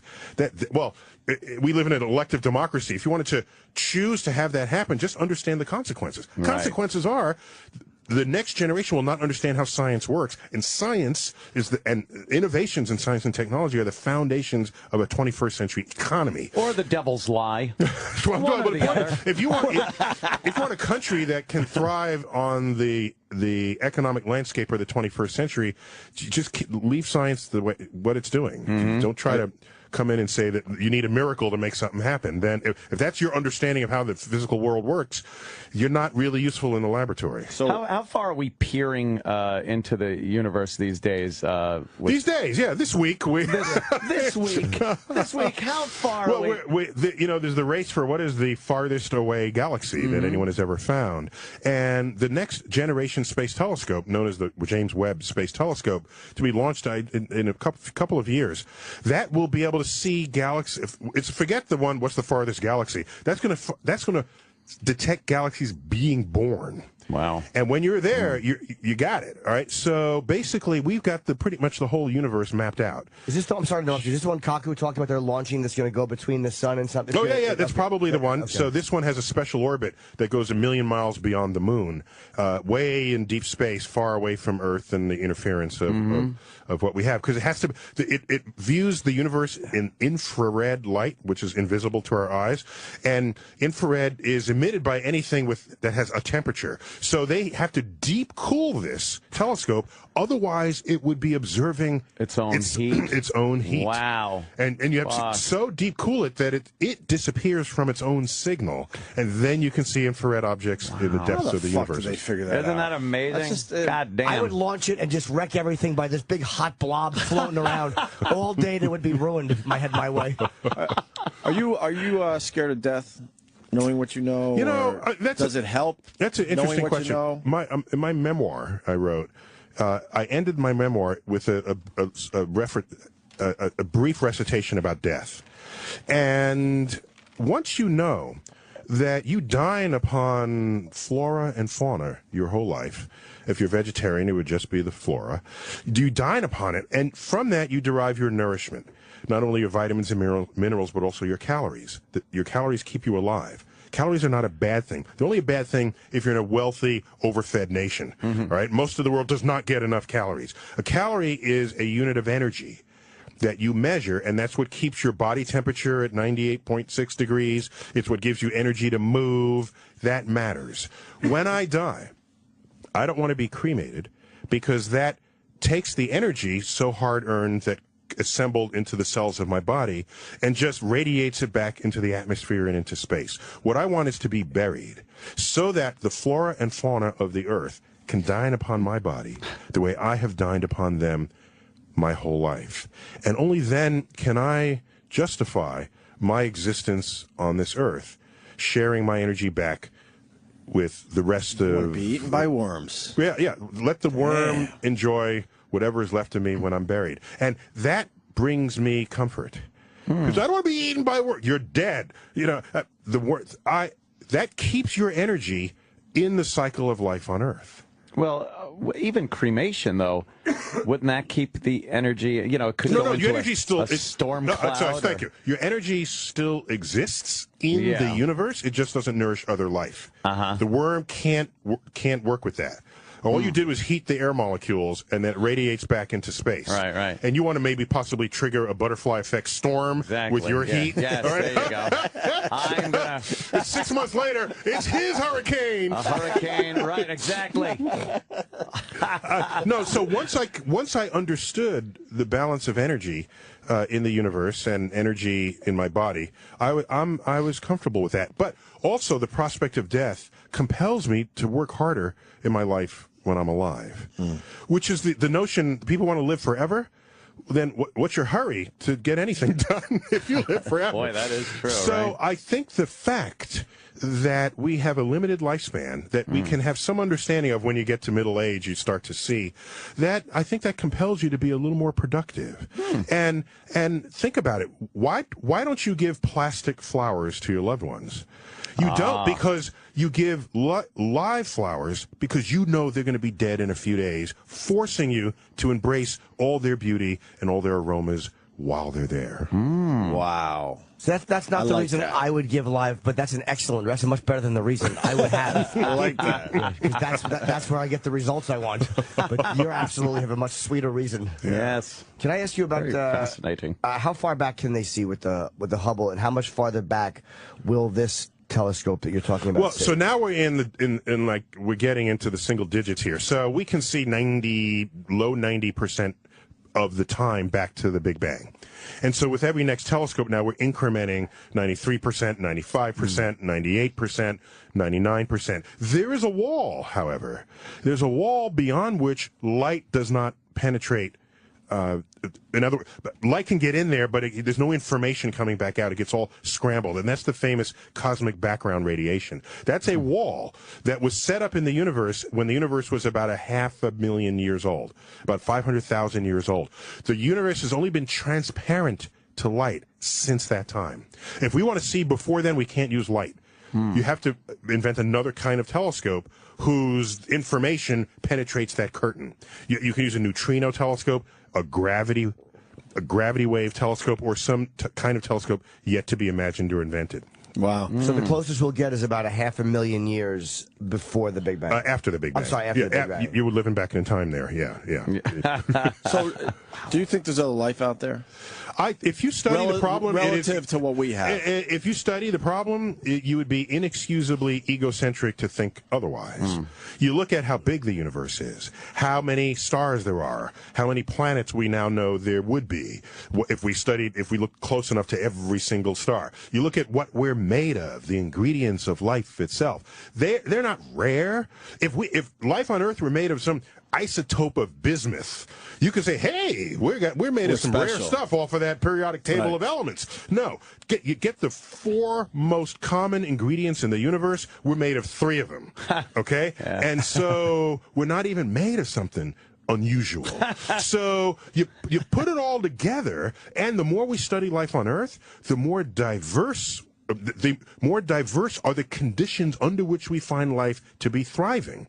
When we grew up in this room, the biology textbook said you need a warm pond. You know, the room temperature. You need room temperature if you like room temperature, but we have microbes that thrive in high heat, freezing temperatures, high radiation, high pressure, low pressure. This is the diversity of life. And these forms of life that like these extreme conditions, we call them extremophiles. The file is, you like it? That's a nice extremophiles. That's going on here on Earth. And given that, it means it widens the net with which we cast into the universe to search for life elsewhere. Will we ever find it in our lifetime? Next, let's say... If we're going to find it in our lifetime, it's because, unless it comes here and visits us, if we're going to find it in our lifetime, it's because we've been rummaging around the soils of Mars or in the liquid oceans beneath the frozen surface of Jupiter's moon, Europa. NASA's mantra today is follow the water. Because any place on Earth you find liquid water, you find life. Even the Dead Sea. It's called the Dead Sea because the people who named it the Dead Sea didn't own microscopes. It just doesn't have macroscopic fishes, all right? So that's just before you start naming stuff because you think you know what's going on, chill for a moment. That's hilarious. Can I say what you're promoting too? Because you're an amazing guy to listen to. Neil is promoting Star Talk Live, and that's Monday, November the 4th at 8 o'clock. Tickets can be purchased, and this will sell out at Ticketmaster, or just call 800-982-2787, or at the Town Hall box office. It's at Town Hall, New York, Midtown, New York City. Yes. Yeah, that's we have a radio show and podcast, Star Talk Radio, where normally if you have a science show, there's like the journalist host, and you bring in the scientist. I thought, well, the people who listen to that already know they like science because you're tuning in for the scientist. So we inverted it, and I am the host, and my guest in most cases is hewn from pop culture. Oh, wow. So I have a pop culture guest that Star Talk has the double meaning there. And then I talk to that person about how science has influenced their life and livelihood. I had Jon Stewart as a guest once, and that's when I learned in college he started out majoring in chemistry. Really? So then I said, well, why would you ever know that, right? Because he's a guy, a talk show host. I said chemistry, so I asked him the geek question, did you have a favorite element? And that's a nice geek thing you do with it. He said, yes, I did. I said, what? He said, carbon. And I said, that's my top 3 anyway. And I said, but why for you? And he says, oh, because it's the slut of the periodic table. It can combine with all other elements every which way. So in Star Talk Radio, we celebrate science through the lens of pop culture. And in Star Talk Live, every now and then we have a live show, and we just do it on stage. And we have comedians come and help out, and it's fun. It's a podcast? It's a podcast, and on broadcast radio as well. Have these guys tried to get you? I mean, seriously, no, I'm waiting for the call. Excuse me. We have like 1 million downloads a month. I mean, we're there. Wow. It's feeling good too. That's pretty good. They should put you on Sirius XM. Yeah, and then be in the hood. Fascinating stuff. That's right. You'd be in the hood. So there's life out there, obviously. Oh, so my point is, getting back to your question. But we're not going to find. We're going to find just the so crap in the most soil life on Earth is microbial. All right, you realize in 1 linear centimeter of your lower intestine lives and works more microbes than the total number of humans who have ever been born. Oh, man. So we think we're in charge? As far as they're concerned, we're just vessels for them to do their thing. Oh, that's we're like anaerobic vessels of fecal matter for microbes to do their thing. You know how many times I've been called that? So most of Earth is that. So if you use Earth as a template, then most planets that have life, they'll have microbial life. Will they have life that has contemplated itself? That maybe not so much. Maybe that's rarer. And also, if you throw a dart at Earth's timeline, how often will that dart land where you have what we call intelligent life? We've only been on the scene last, couple 100,000 years in our current body form. Right, yeah. So most of the times the dart hits the Earth, you would not get anything remotely resembling complex life. So if that's your measure of things, then out there in the universe you stumble on a planet that could be anywhere in its own evolutionary track. We should be happy to find any kind of life at all, much less the kind that you would go and shake hands with or whatever appendage they extended your way.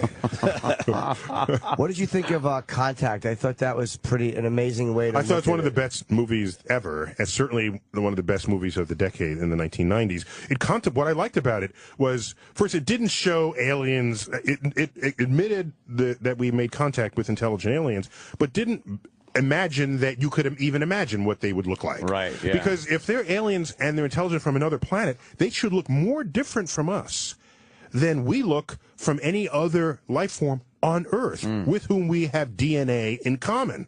But you turn on a Hollywood movie, it's some creature walking towards you with a head, or, they give it antenna, or 3 eyes, or an almond-shaped head, or whatever. These are humanoids, excuse me. We got stuff on Earth that looks less like humans than the aliens do, and they're on Earth. You should worry if who walks out of the craft is like a lobster. Now you're talking, all right? Something, and I can tell you something else because it's just get it off my chest. I tweeted this once. Can I give my Twitter handle here? I tweeted Neil Tyson at Twitter. Yeah, Twitter. No, at Neil Tyson. So I tweeted. I'm gonna follow you starting right now. It's just cool. The flying saucers, you notice they're all handicapped accessible. Have you noticed that? There's always a ramp. You never see aliens stumbling downstairs. So they were handicapped accessible before we had figured that one out. Which means that there are lawyers who have sued in other universes. For lack of accessibility, it's depressing almost. I got a question we throw around here on the show. You got humans on Earth, and there's nothing that comes close to us in intelligence and building stuff. Why is that? Ooh. That creeps me out. Okay. Because the rest of the animals on Earth, they sort of are in the same development stage, more or less, and then all of a sudden you get this huge jump and you get humans. Okay, are you prepared to receive what I'm about to tell you? Oh, man. Fucking blow my mind. Are you ready? Yes. First, that's a great thought to have, because you see the distance we are intellectually from all other life forms on Earth. Our joke, let's get the closest life form, the chimpanzee, right? But our joke is like, why isn't there like a squirrel at the bus stop with you in the morning? I got you. Okay, I got you. I got this. You're on this. Are you ready? Yes. Are you seated? Yes. Oh, okay. Man. All right. So keep in mind here, who does the defining of what intelligence is? Fair enough. We define it. I get it. And we say, look how distant we are in intelligence from other creatures. Let's get the closest one to us intellectually. That would be perhaps the chimp, likely the chimp. And the chimp, what it can do, it can stack boxes and reach for the banana. It could do that. All right. And I think some research has shown they can even put up an umbrella. They can do some rudimentary sign language. They got some of that. They're adorable when you dress them in little engineer outfits. So, amazing. And recognition of themselves, right? Isn't that considered a thing? Yeah, in a mirror. Yeah, you can get some of that. And that's the closest to us. So we share 99% identical DNA with a chimpanzee. But look what we do. We have philosophy, we have poetry, we have music, we have the Hubble telescope. Right. And the chimp ain't got jack. All right? So here's my question back to you. Shit. This was going to happen. That's a quiz. Fuck. Maybe the difference in our intelligence with the chimp is as small as that difference in DNA. Imagine, because the smartest chimps that we bring forward, the primatologists bring forward, do what our toddlers can do. Our toddlers do what the smartest chimp does. Maybe that difference in intelligence is small. And how would you imagine this? Think of another life form we might stumble upon. That's that 0.5% difference in DNA beyond us. That same 0.5% difference that we are beyond the chimp. What thoughts would they have? They would roll Stephen Hawking forward and say, their humanologists would say, here's one that's slightly smarter than the rest because he can do astrophysics calculations in his head, like my little Timmy over here just came back from middle school or from preschool. If our toddlers do what chimps do, their toddlers will do what ours do. Right. And if you are that smart, the ability to build a Hubble telescope or put a stick in a termite mound to extract termites would look the same to someone who's that much smarter than we are. When you look at fish, are you contemplating how much smarter a catfish is than a minnow? You're not having those thoughts. For all we know, the catfish is brainy fish compared with in the fish world, but you don't care because you're so far beyond all of them. So my big worry is that aliens observing the universe will see us down here on Earth and conclude there is no sign of intelligent life anywhere. We're all just lumped into the same dummies that run around like the dung beetle. And exactly. So look at the cute thing. They have these little things called cars and planes and other spaceship. That's no different from the chimp, given what they're accomplishing. You don't walk down the street and contemplate what a worm is thinking. Right. But why aren't they building shit like us? Maybe they have and concluded we're not interesting, or possibly we are their zoo. Oh, yeah. What do we do? You get penguins, you put them in, you throw some ice in the water, and you paint a glacier in the backdrop, drop the temperature, and how do we know that's not what we are to them? Good Twilight Zone, that one was. Exactly. Yeah, he knows. Oh, yeah. Still, I think my favorite show of all time, Twilight Zone. It's fantastic. Yeah. Right So I lay awake at night, not only contemplating that, but wondering whether we are actually smart enough to figure out how the universe works. Why would we be the measure of anything that is smart? You know why? Because we defined what smart is. And here's the hubris of that. Here's an example I often give. You have a book called Optical Illusions. Who doesn't love a good optical illusion, right? Crazy. I care for them a lot. Which way is that facing? Whoa, now it's going the other way. Exactly. The staircase one? Oh, my God. So here's... Is it a vase or two people looking at each other? Right. So here's what those books should be called. They should be called Brain Failures. Because that's what it is. That's what our show should be called. Brain... Is it in the diagram? Is it longer or shorter? Oh, my gosh, I can't figure it out. But our hubris prevents us from confessing our own states of ignorance to ourselves. But we have the ability to improve our own intelligence, right, through computers and all that stuff. And what they're talking about is like what Ray Kurzweil talked about, a Google that you just all of a sudden... Yeah, I'm not fully convinced. He wants to say a year will come, the day will come where computers, the storage capacity, the computing power will be enough to rival and exceed, perhaps, the human mind's ability to do this. So you just upload your brain, and then you become the computer, and then your body doesn't matter anymore. And everything we know will be different after that day. And I'm just not... I gotta one day have a conversation. I might get him on Star Talk, just to have a conversation with him to find out why he thinks this. Because we've been bested many times by things we've invented before. When the machine came, I'm plowing the back 40, with sweat equity, and someone says, here's a tractor. I'm using a tractor, and I'm staying at home drinking a beer. I don't have a problem that the tractor can do it better than I can.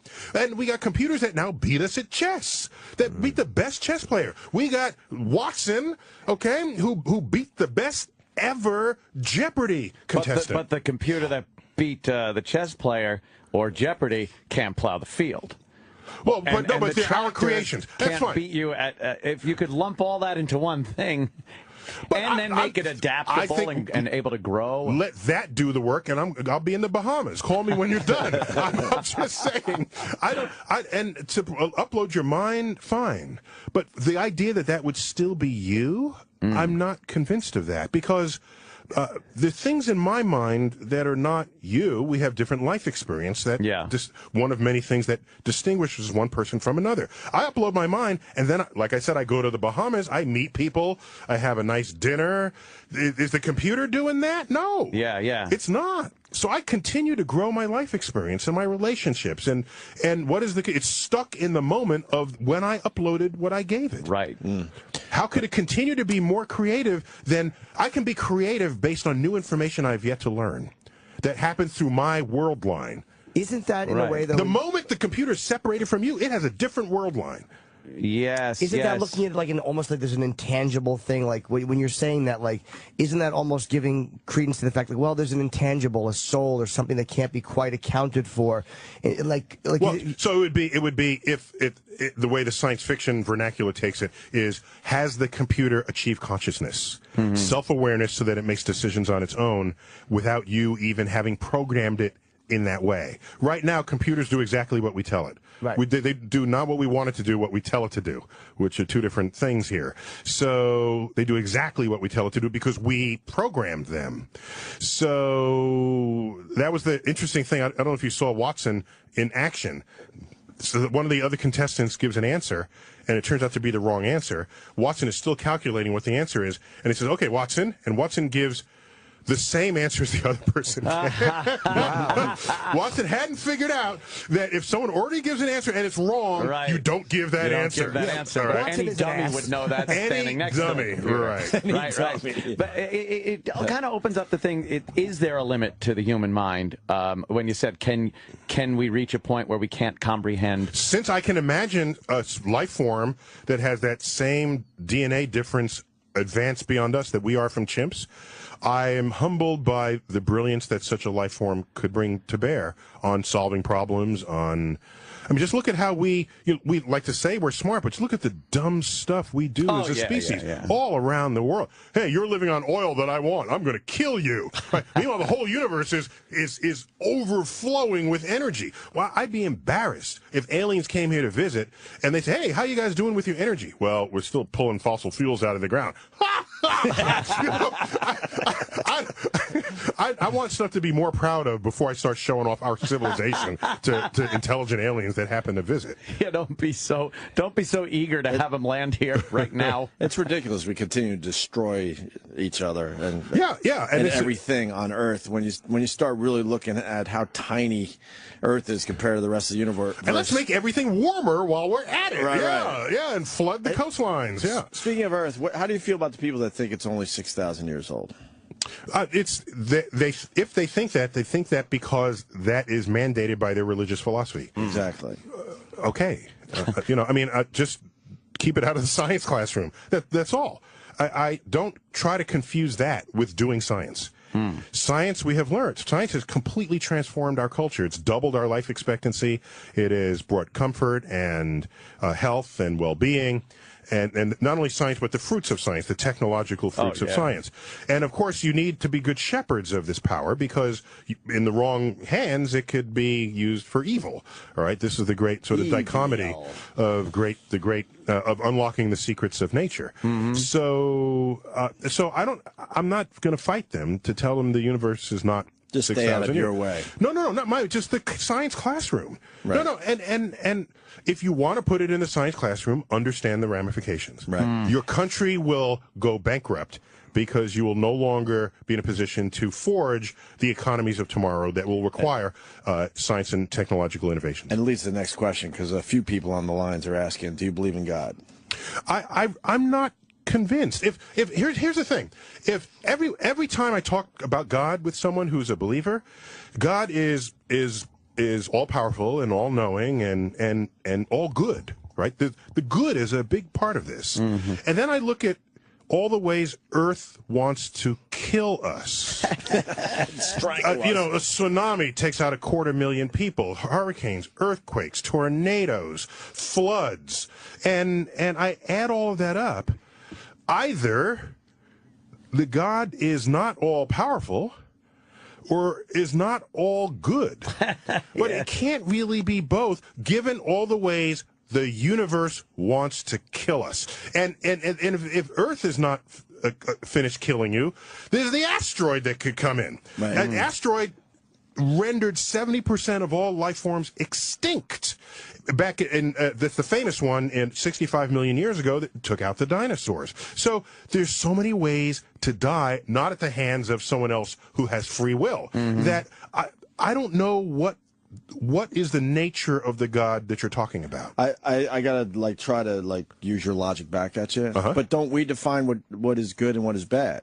So we see a tsunami wipe out a whole bunch of people, and we're as human beings going, wow, that's bad, because we define what bad is. Maybe in God's brain, eyes, whatever the hell, that's not bad. Well, but except you defined what God is. Oh boy! Wow. Now you did it. That's so why do you have the power to define who and what God is, but not have the power to define what good is? Yeah, my point is we just don't know it all. Not even close. Oh, sure. So therefore, if you're going to say God actually is good, and 250,000 people dying from an earthquake and a tsunami and other natural disasters, and God presumably has control over that, and God is good, then we have to then say God works in mysterious ways, right? There you go. But people only say that when their understanding of God fails them. When right? it's something bad. No, when they can't understand it, they say, oh, God works in mysterious ways. But somehow, in these other ways, you did understand him. Right. How are you saying, well, this is the handiwork of God? You're doing God's work. God wants you to do this. Somehow you know God's motives every other way. But when 250,000 people get wiped out, God works in mysterious ways. Why do you even claim to have access to God's mind in some contexts and not others? Exactly. Just admit you have no clue and get on with life. That's how I look at it. We just don't have a clue when it comes down to it. Well, I'd like to think that preserving health and longevity, that is a nice operational definition of something that's good. Right. How can you argue? How can you debate something that keeps you alive and healthy? That's got to be something that's good. I can't. I refuse to allow someone to say, "I'm going to give you cancer, birth defects, and shorten your life," and somehow call that good. I'm not going there. I hear you. I'm not going there. What do you think happens when you die? Didn't we have that part of the conversation earlier in the show? Were you not paying attention? No, but I said I go into Earth, and my body, right? My body's energy is handed over to. Yeah, I heard you loud and clear. No, we can measure that. If you want to say something more than that happens, you have to step out of objective realities and then believe what happens on faith. And people have faith in a lot of things. I don't have an issue with that. But I know I can measure that I have energy content, and a worm is going to capture that energy, and a plant is going to capture the decomposed carbon dioxide that comes out of my body. That's going to happen. And that's not going to satisfy any of us as far as our lives go. No, but it means your energy lives on in other life forms on Earth. I know. I personally find that quite satisfying. And has the benefit of being objectively verifiable. Nice. I have a question about asteroids or comets, because since Shoemaker-Levy hit Jupiter, you guys are up on all Shoemaker. He just this is. Can I inform your audience? Shoemaker-Levy, that's a comet discovering team. I thought it was a law firm. I think we were sued by them once. What happened? There's David Levy and Eugene and Carolyn Shoemaker are comet hunters, and in fact, they discovered an asteroid, a comet and asteroid hunters. They discovered an asteroid that I was so honored that they named in my honor. They proposed it. It was accepted. There's asteroid 13123 Tyson that team discovered, and I'm quite honored by it. I had to double check it's not headed towards Earth. Yeah, right. Okay, now I happily accept the honor. Be a good one. So they discovered a comet that had broken apart and was on a collision course with Jupiter, and in fact, it slammed into Jupiter back in the 1990s. And it was amazing. And we observed it from Earth. Amazing footage. There's this big black spot where it hit, and they said it would have ruined it. It was the size of the Earth, the little spot that yeah, the entire scar on Jupiter was bigger than the planet Earth. Holy shit. Why is that? And so whatever's true, there's no dinosaurs left on Jupiter. Yeah.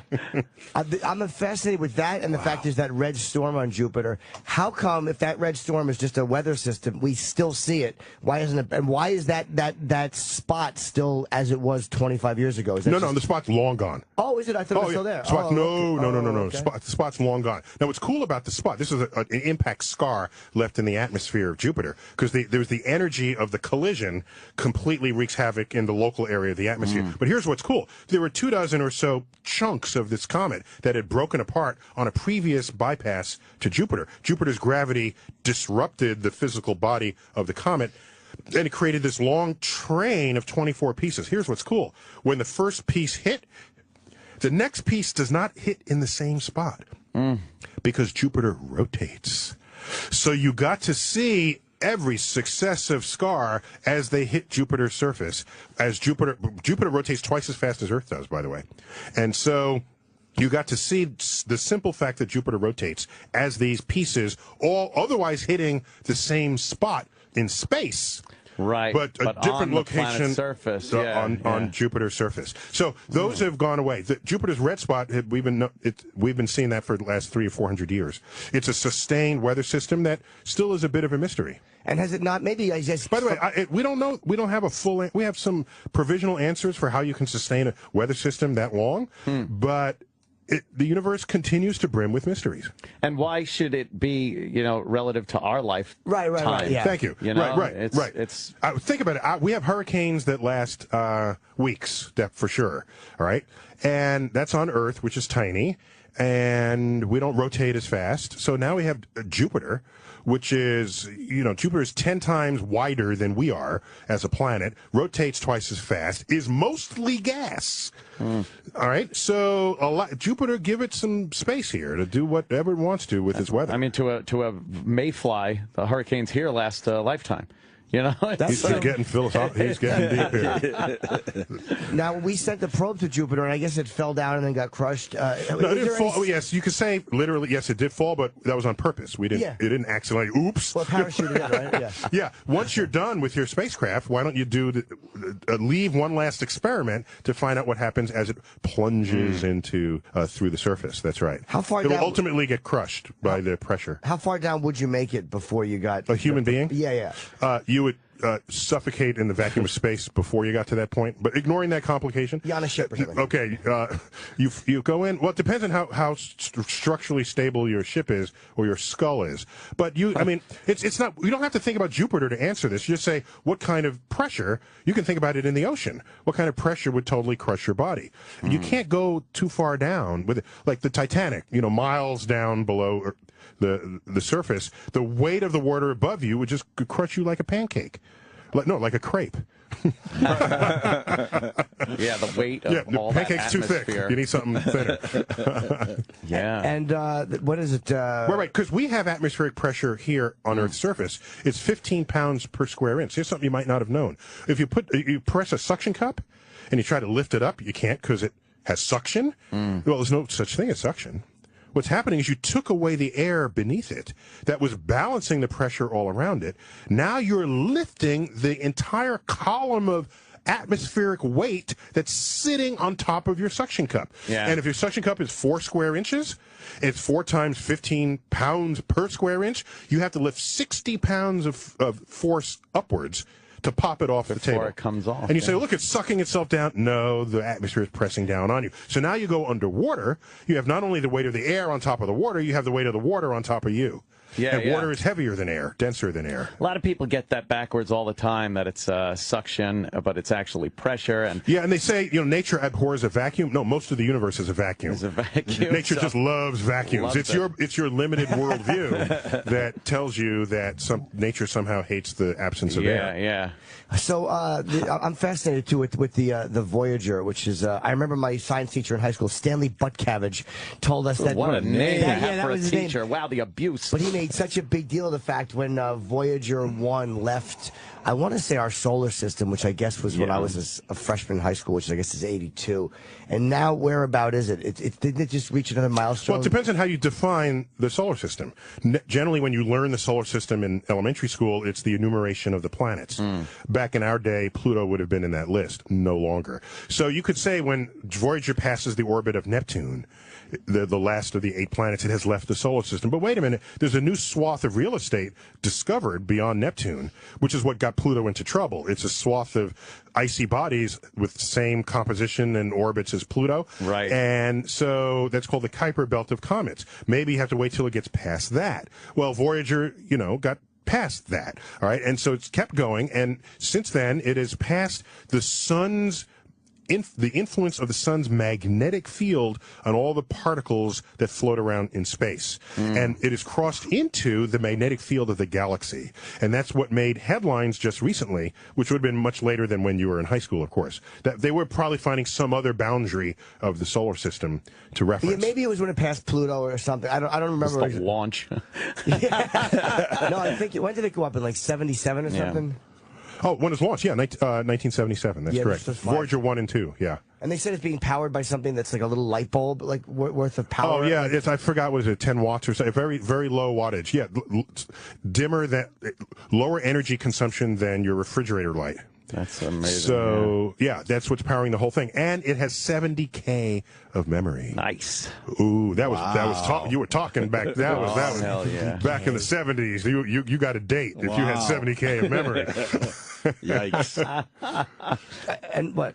No, we all know a Klingon took target practice on it, though. Right? To that Star Trek. No? Anyone? A V'ger? Star Trek? Or V'ger, yeah. V'ger. Yeah, there's V'ger in Star Trek, in the original Star Trek. What gets me about V'ger? I assume people have seen the movie. V'ger, it was Voyager that, apparently the OYA was rusted over in the Voyager, and V'ger had acquired all knowledge of the universe, achieved consciousness, and then came back to look for its creator. Right. And that freaked out the crew because it was messing with Earth. And I'm just thinking, if it acquired all the knowledge of the universe, why didn't it know its name was Voyager? You'd think it would have figured that out. Yeah, okay. And also, just to be fair, that was Voyager 6, not either the Voyager 1 or 2. What age did you realize that you comprehended this stuff? Because math for me is never. It's why I'll never be a great chess player. I'll always be average. Because math for me is very difficult. but there's a way to comprehend it where you just it resonates with you, and I've never been able to. No, it's people think you're just born and wake up and then you comprehend it. No, you work at it. I mean, go to any Olympic gold medalist. They work at it. They didn't just wake up that morning and get a gold medal. So, yeah, the universe is complex. It's large. It's awesome. It's terrifying in its infinitude. And what matters is that you are drawn to it. You are seduced by it.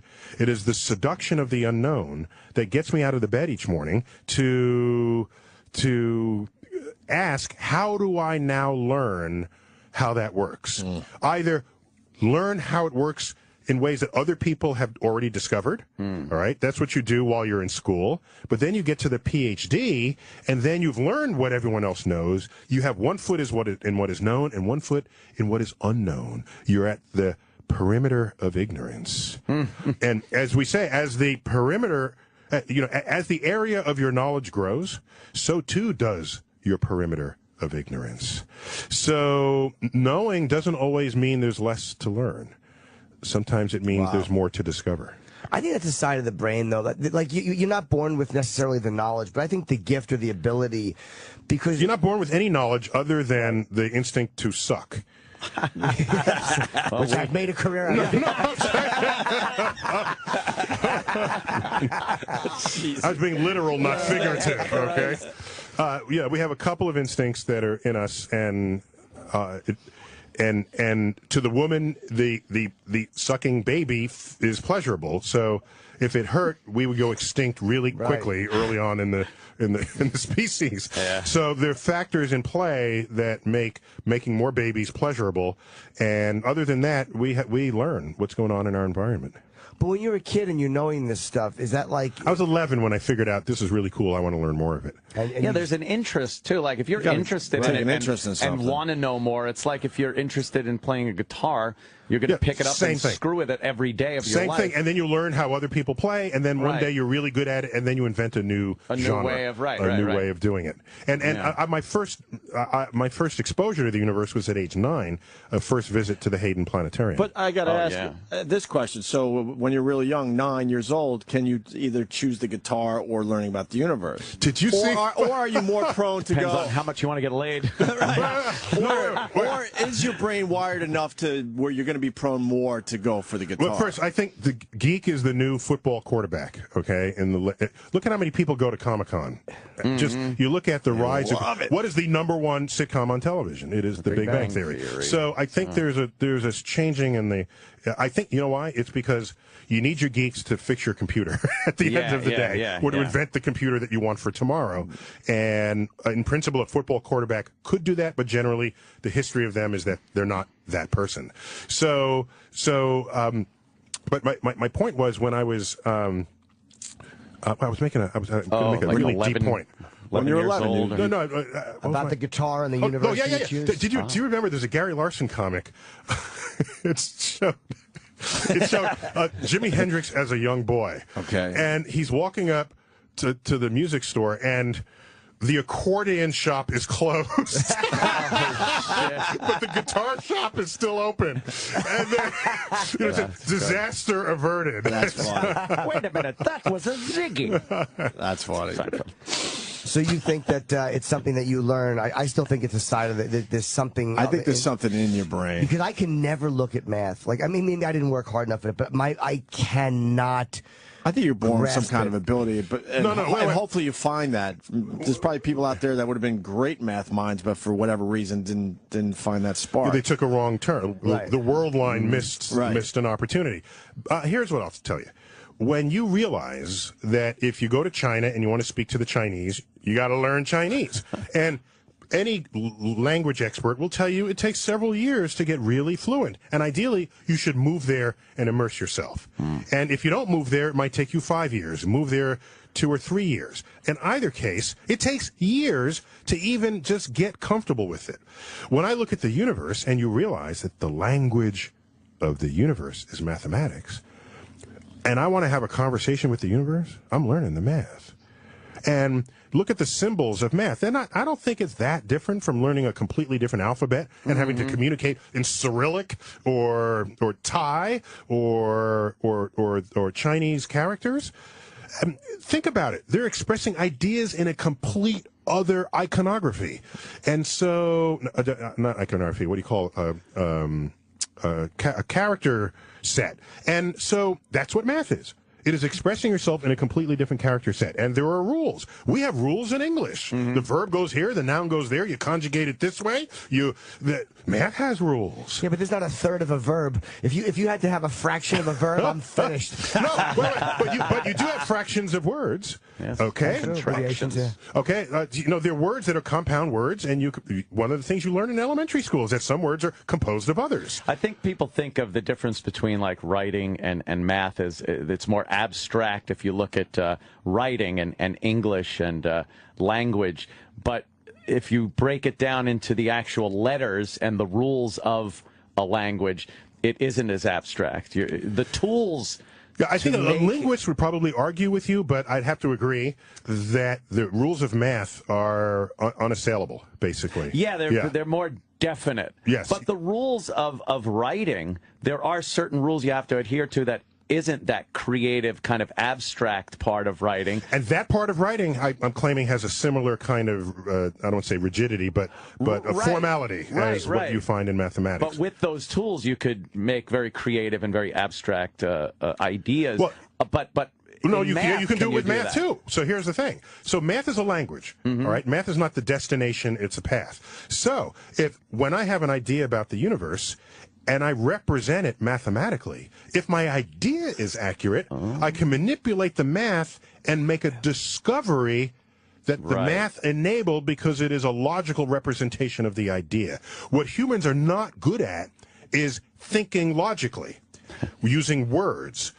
Whereas if you represent the words and your ideas with math, then you manipulate the math. That's a way to manipulate the idea with the perfect logic that mathematics endows you, the power that mathematics endows you with. And upon doing so, you use the math to come up with whole new ideas about the universe.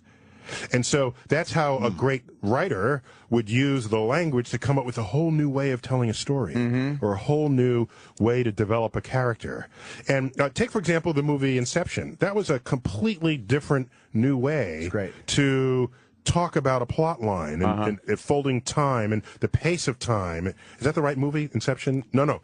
Isn't it Inception where they're going back off the van? Yeah, you don't know if it's real or if it's not real. Or whether it's a thought or not. Yeah. That's a whole, it takes a creative person to take the leap from a boy meets girl and they fall in love and end of story. Even with the rigid rules of mathematics, you could use that to tell an abstract story about the universe. Well, so in a rarer case, you advance mathematics this way. Right. But more typically, you're using quote ordinary math to advance physics, to advance our understanding of nature.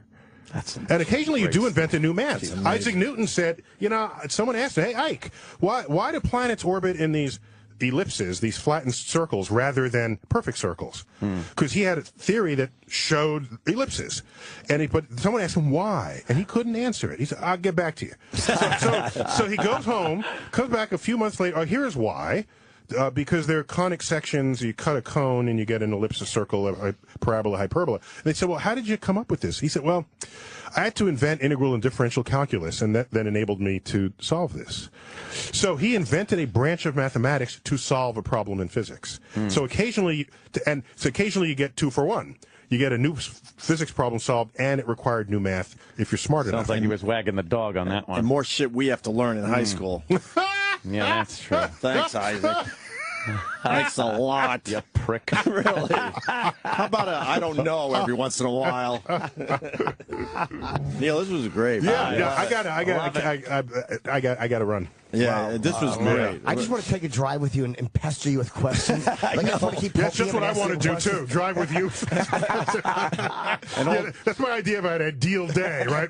And all day you're just going, wow. I think you think about physics a lot when you're driving in the winter on icy roads. I'm constantly thinking of, friction. We don't think about friction as an active. Centrifugal force, all this shit when you're driving on the ice is like, okay, here comes a curve, and you can almost picture what the mass of your vehicle will do in a certain situation. Yeah, and the reason why you slide off the curve at a certain speed on a slippery road is because the curve is not banked high enough to keep you right. Now there. The friction between like in NASCAR, wheels. For example, have you been on a NASCAR track? It's ridiculous. The camera doesn't capture. Right. No, TV doesn't do it justice. Yeah, TV does not really capture the actual slope of that. It's unbelievable. So you can do the physics of this, and you can say at what speed is the ideal.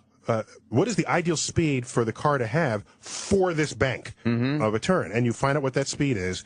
And it depends on the track and the track conditions and the size of the track. But you can bank a curve so that at 200 miles an hour, it is completely stable going around the curve. Now, here's the thing. People say, NASCAR people only know how to turn left. Well, it's not really true.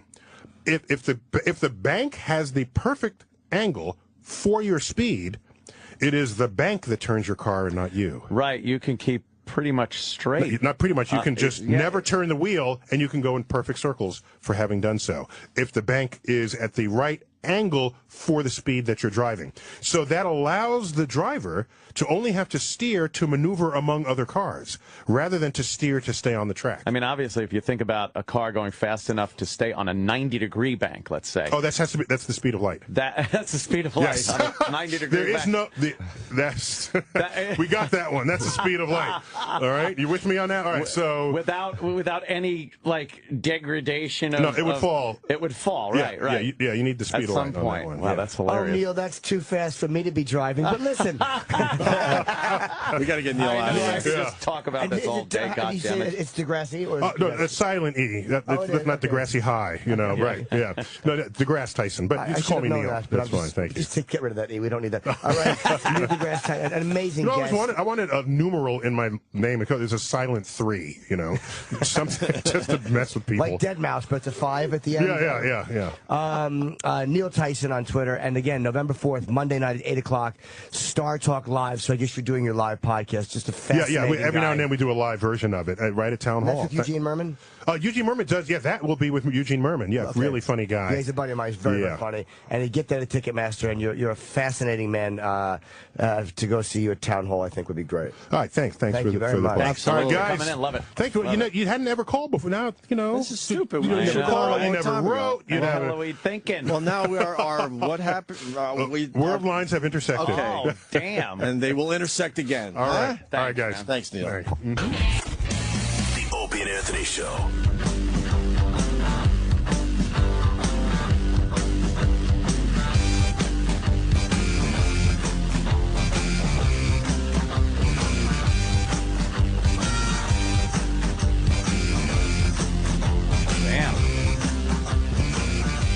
Welcome back to the Craig Triple program. No, it's not. I want to thank everybody for tuning in.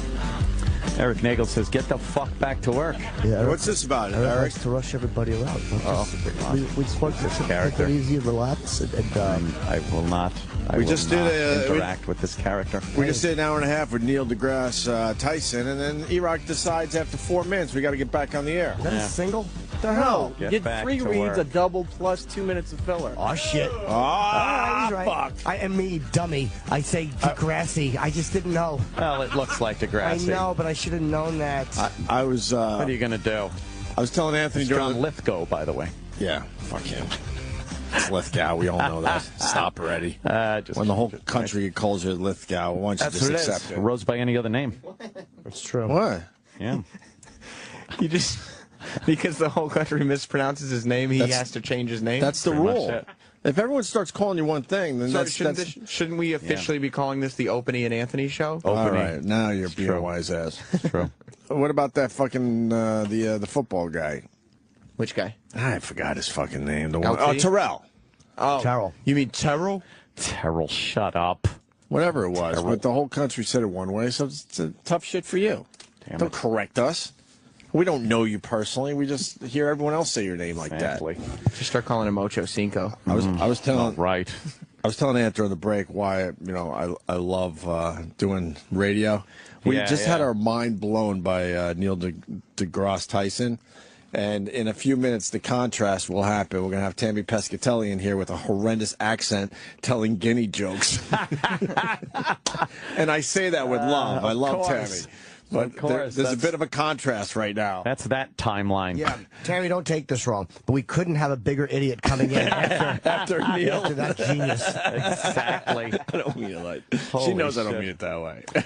It's just so weird what happens. Yeah, it's quite the dynamic we have on this program. Certainly isn't it? is. I went to the dentist yesterday. By the way, I know it's getting close. I posted a pic. How many days It were you is away from the getting big close. fake teeth? It's not big fake teeth. I'm getting like laminates, veneers, whatever they're called. They're not making it any bigger. On the front. No, Okay. they will look exactly like it, but they will be whiter, man, that looks like it cleaner, hurts. clearer. Yeah, I posted a photo of me getting the Novocaine needle, which I don't like that part, but it doesn't bug me as much as it used to because I'm kind of getting used to it. I've made a lot of. I pretty much.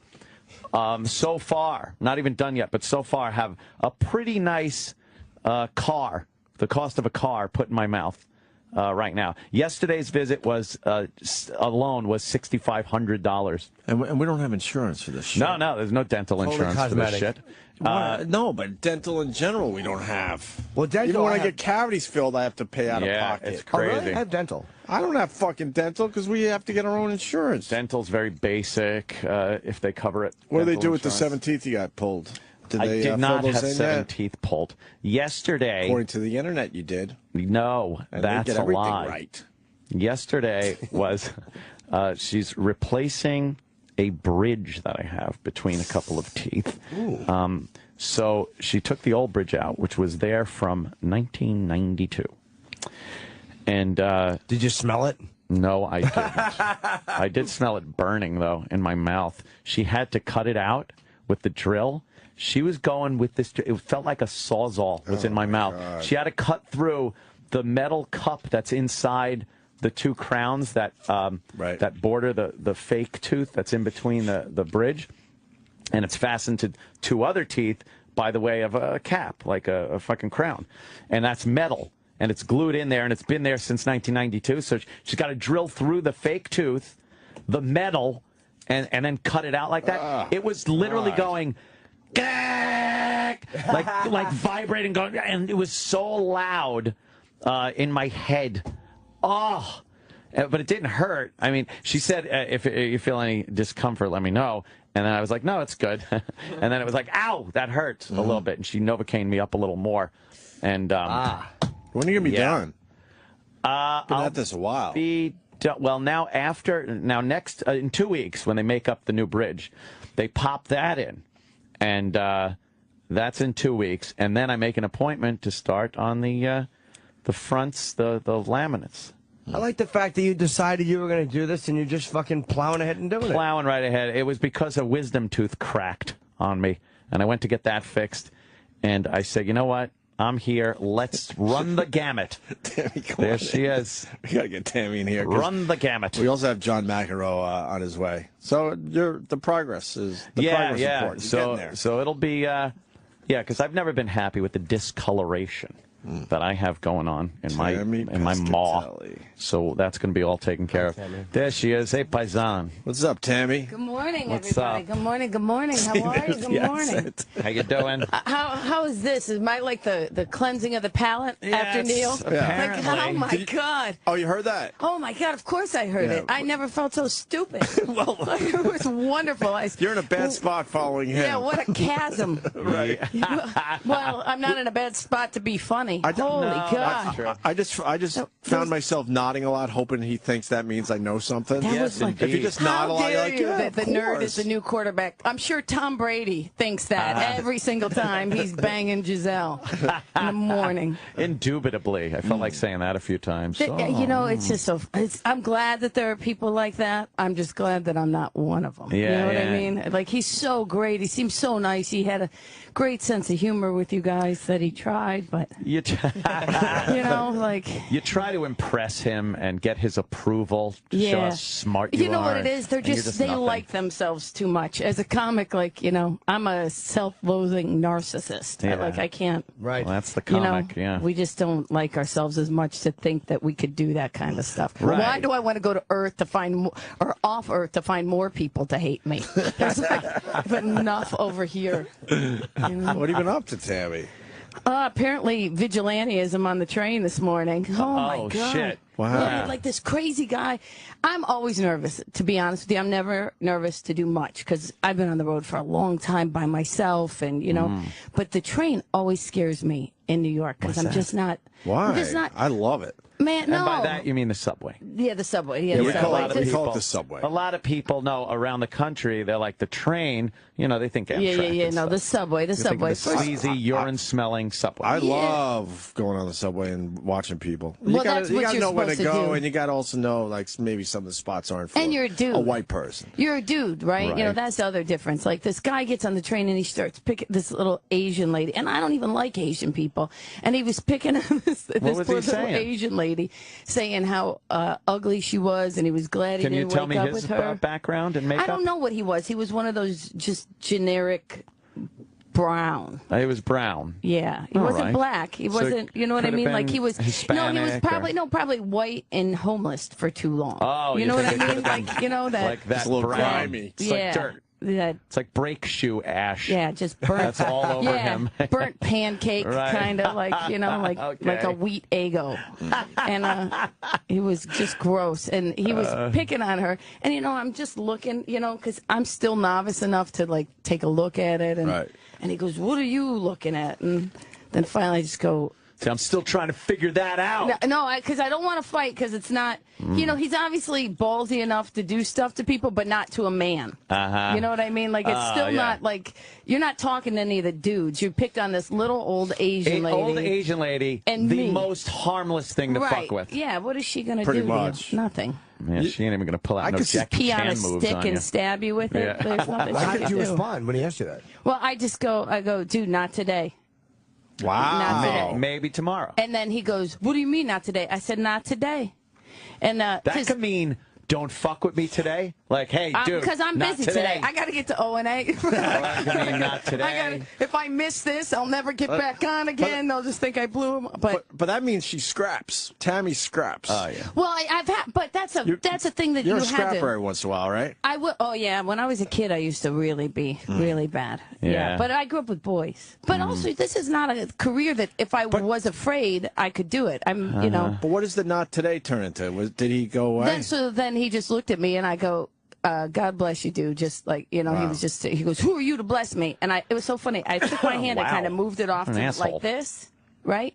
And he shut up. And I was shocked that he shut up because I thought, Yeah. oh man, I should have just kept my mouth shut, not done anything. I was really petrified, but he just shut up. And then he got off the next step.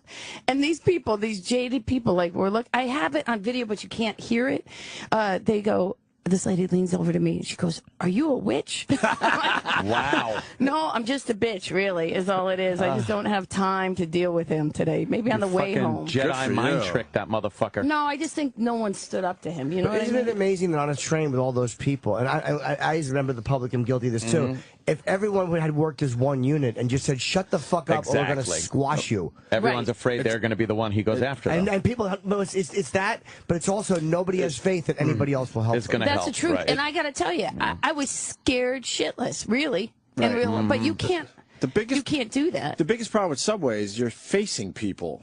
Yeah. And if I we did all nothing faced to the this same dude. direction, there would be half the the seats problems. in the middle. Because you're facing people, and there's some weird thing always happening that you want to Eyeballing stare someone. at, and then as soon as you get caught staring, that's where the problem. I also think there's just a level of Begin. apathy that is just, we're even apathetic to our own lives. I'm like, dude, I'm on the subway. I'm trying to figure this Yeah, out. stop. I got my own shit to I worry can't about. even deal with you. Your level of crazy is cool. Apparently, you got nothing to do. You can engage in fighting with strangers. All day I long. got people that I live with I have to fight with on a regular basis. Did he have a bag with him, like a backpack Of course, one or of those something? stupid. And meanwhile, I was just laughing at people on the street. Like there was one of those, like 55-year-old guys with the Mets jacket. I love that old people support their teams. Although you don't see any Giants jackets running around, but it's the same in Cleveland. So trust me, I grew up with all that.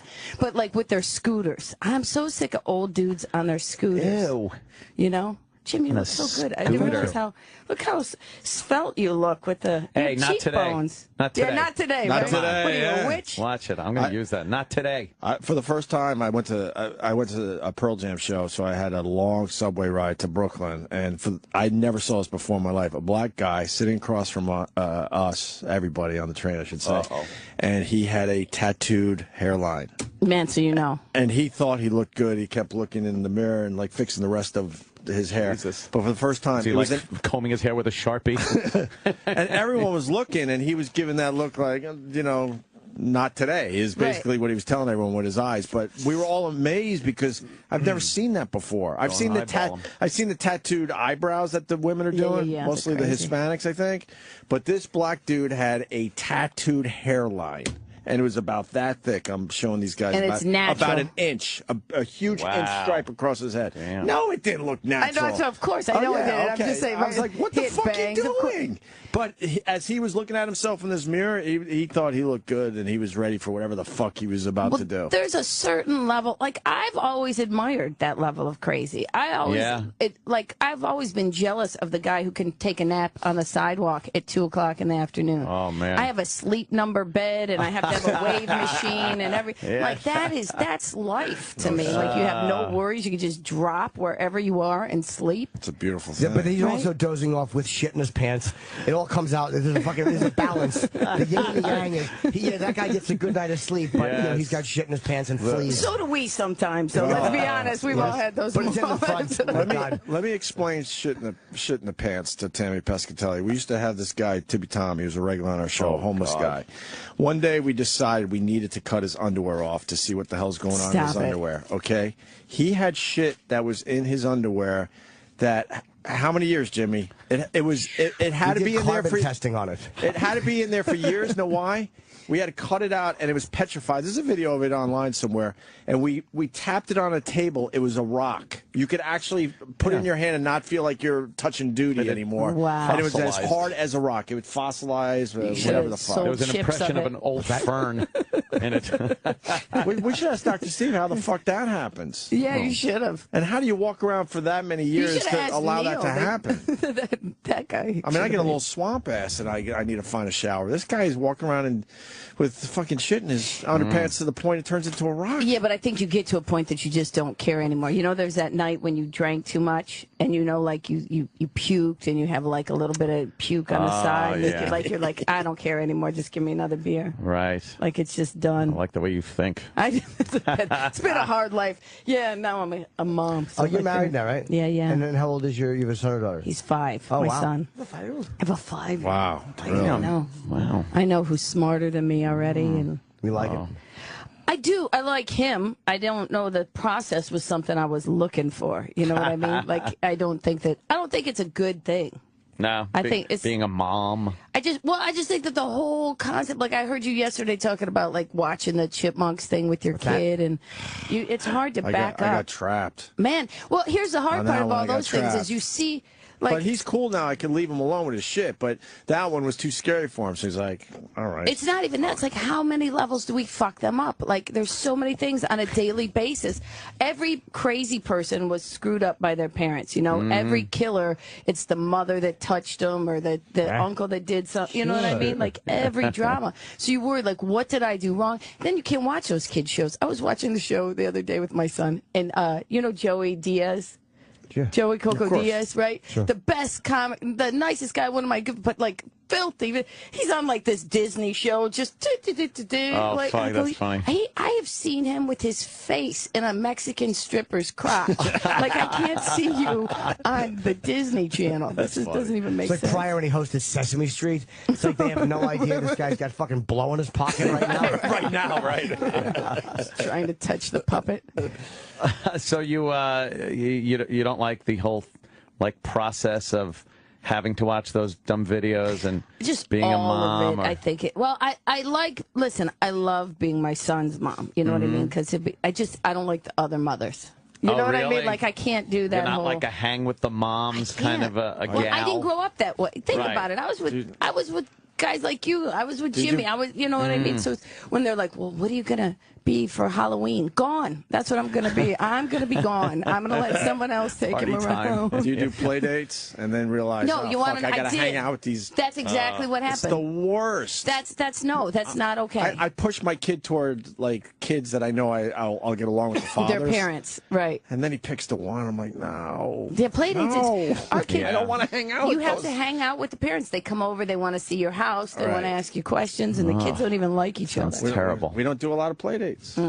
Can't deal with it. Jimmy, I looked for you. I was in Montreal at the St. Pierre fight.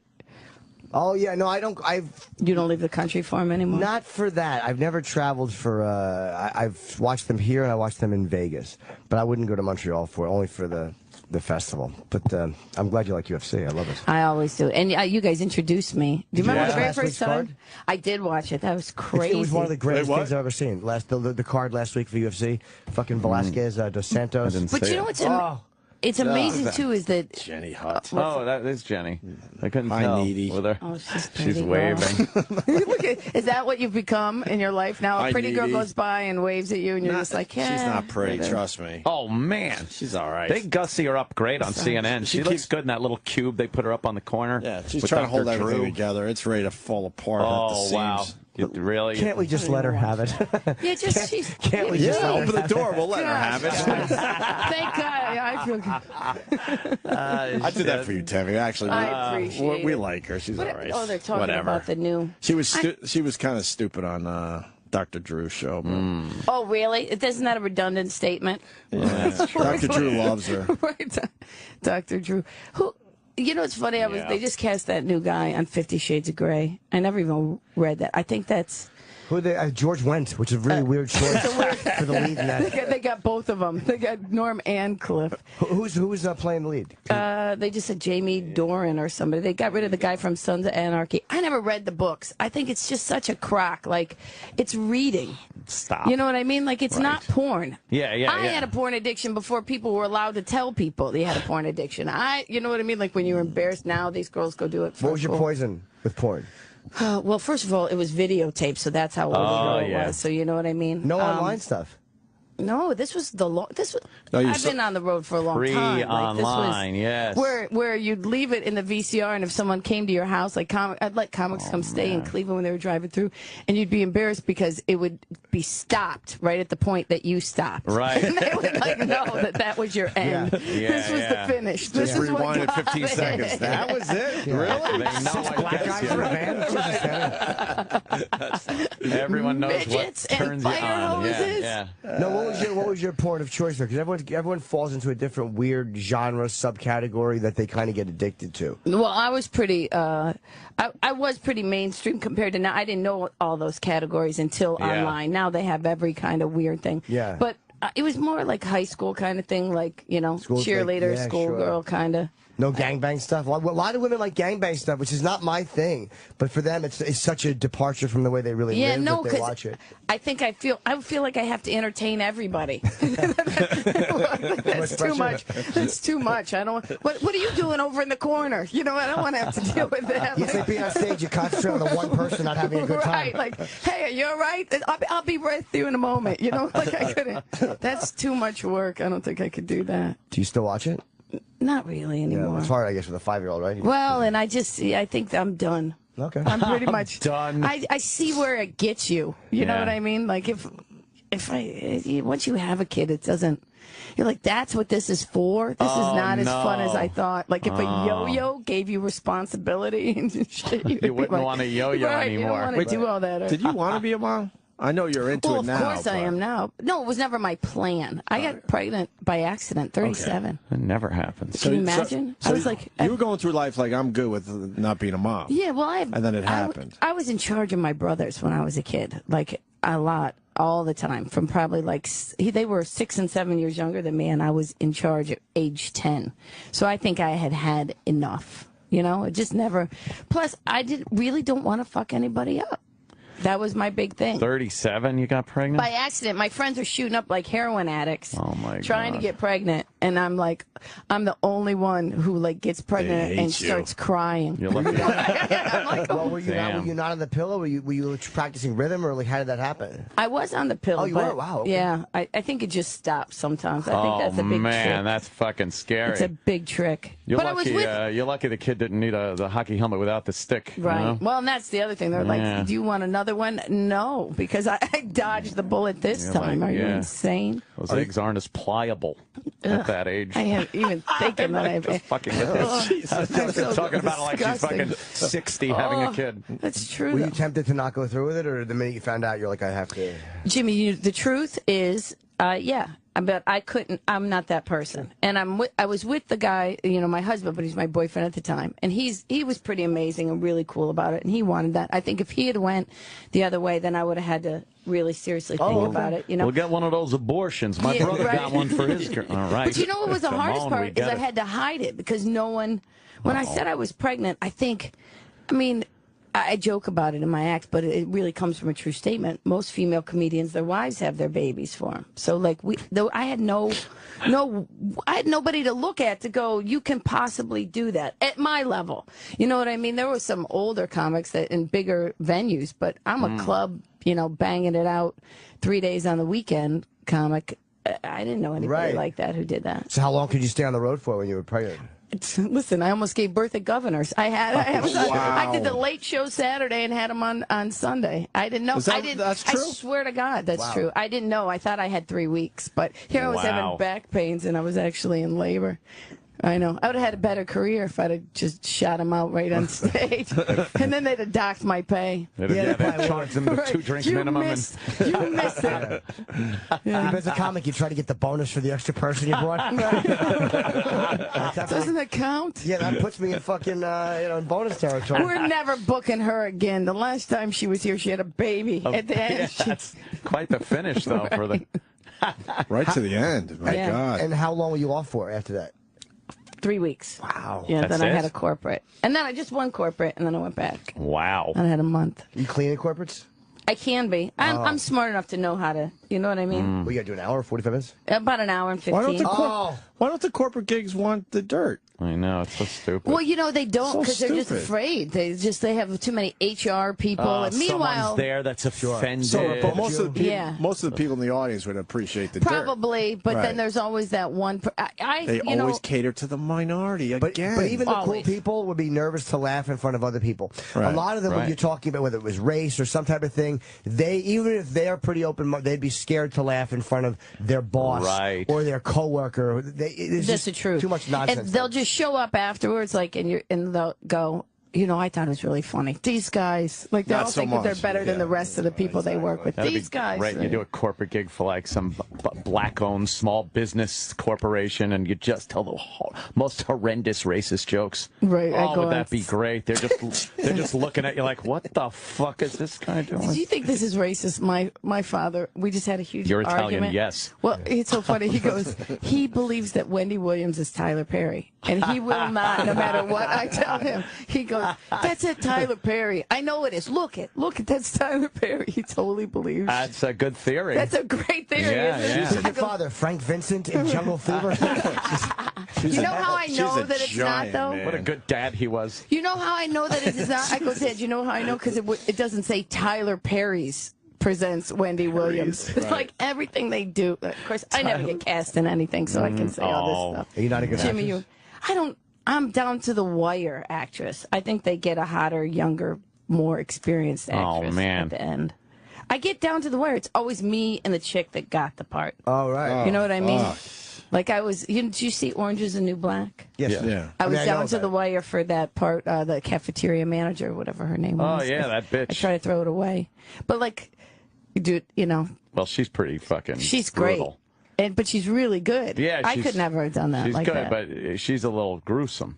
You don't come across as gruesome. I just want to do one little get out. And then it takes you out of it, too. Yeah, I told you, like with Joey or even the boys, with Lavelle and Bill, how happy I was for them on Breaking Bad, but I hated to see them. Yeah, it kind of took you out of it. Right? It's that's Bill. Good for the... Oh, shit, I want to watch this. Hey, we're still looking for the guy. Yeah. You're like, hey, it's Billy. What the fuck is he looking? Who's he looking for? Exactly. Selling meth to DeRosa.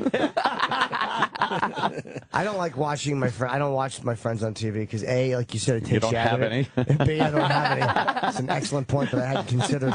I was going in a different direction. But if that works out for me then. Yeah, get out of brass tacks. You should watch my career, Jimmy, and then you'll feel better. No, but you don't want to see guys succeeding in a way that you're not succeeding, and it's not out of dislike for them. It just makes you feel like shittier yourself. Wow. Like, I don't want to see I it. read your book in the green room at the Dallas Improv and took it back to the condo and had to call Voss to cheer me up. That's how depressed I was. That is depressed. That's a level of depression, right? Yeah. I tried to call Bonnie. She wasn't available, so I took Rich in his place, and I said, "This is. I should just choke myself to death right now. Yeah. This is the level." The business I've chosen. reading Jimmy's, feeling bad about Mike. I'm reading Jimmy's book, talking to Voss, and feeling bad about how shitty my career is. Wow. You didn't realize one man could get so many prostitutes. I was actually feeling bad about like the level of success. Like you, I know what you're saying. Like I was happy for you, but every time then I did the Tonight Show, then I did this, then I did you.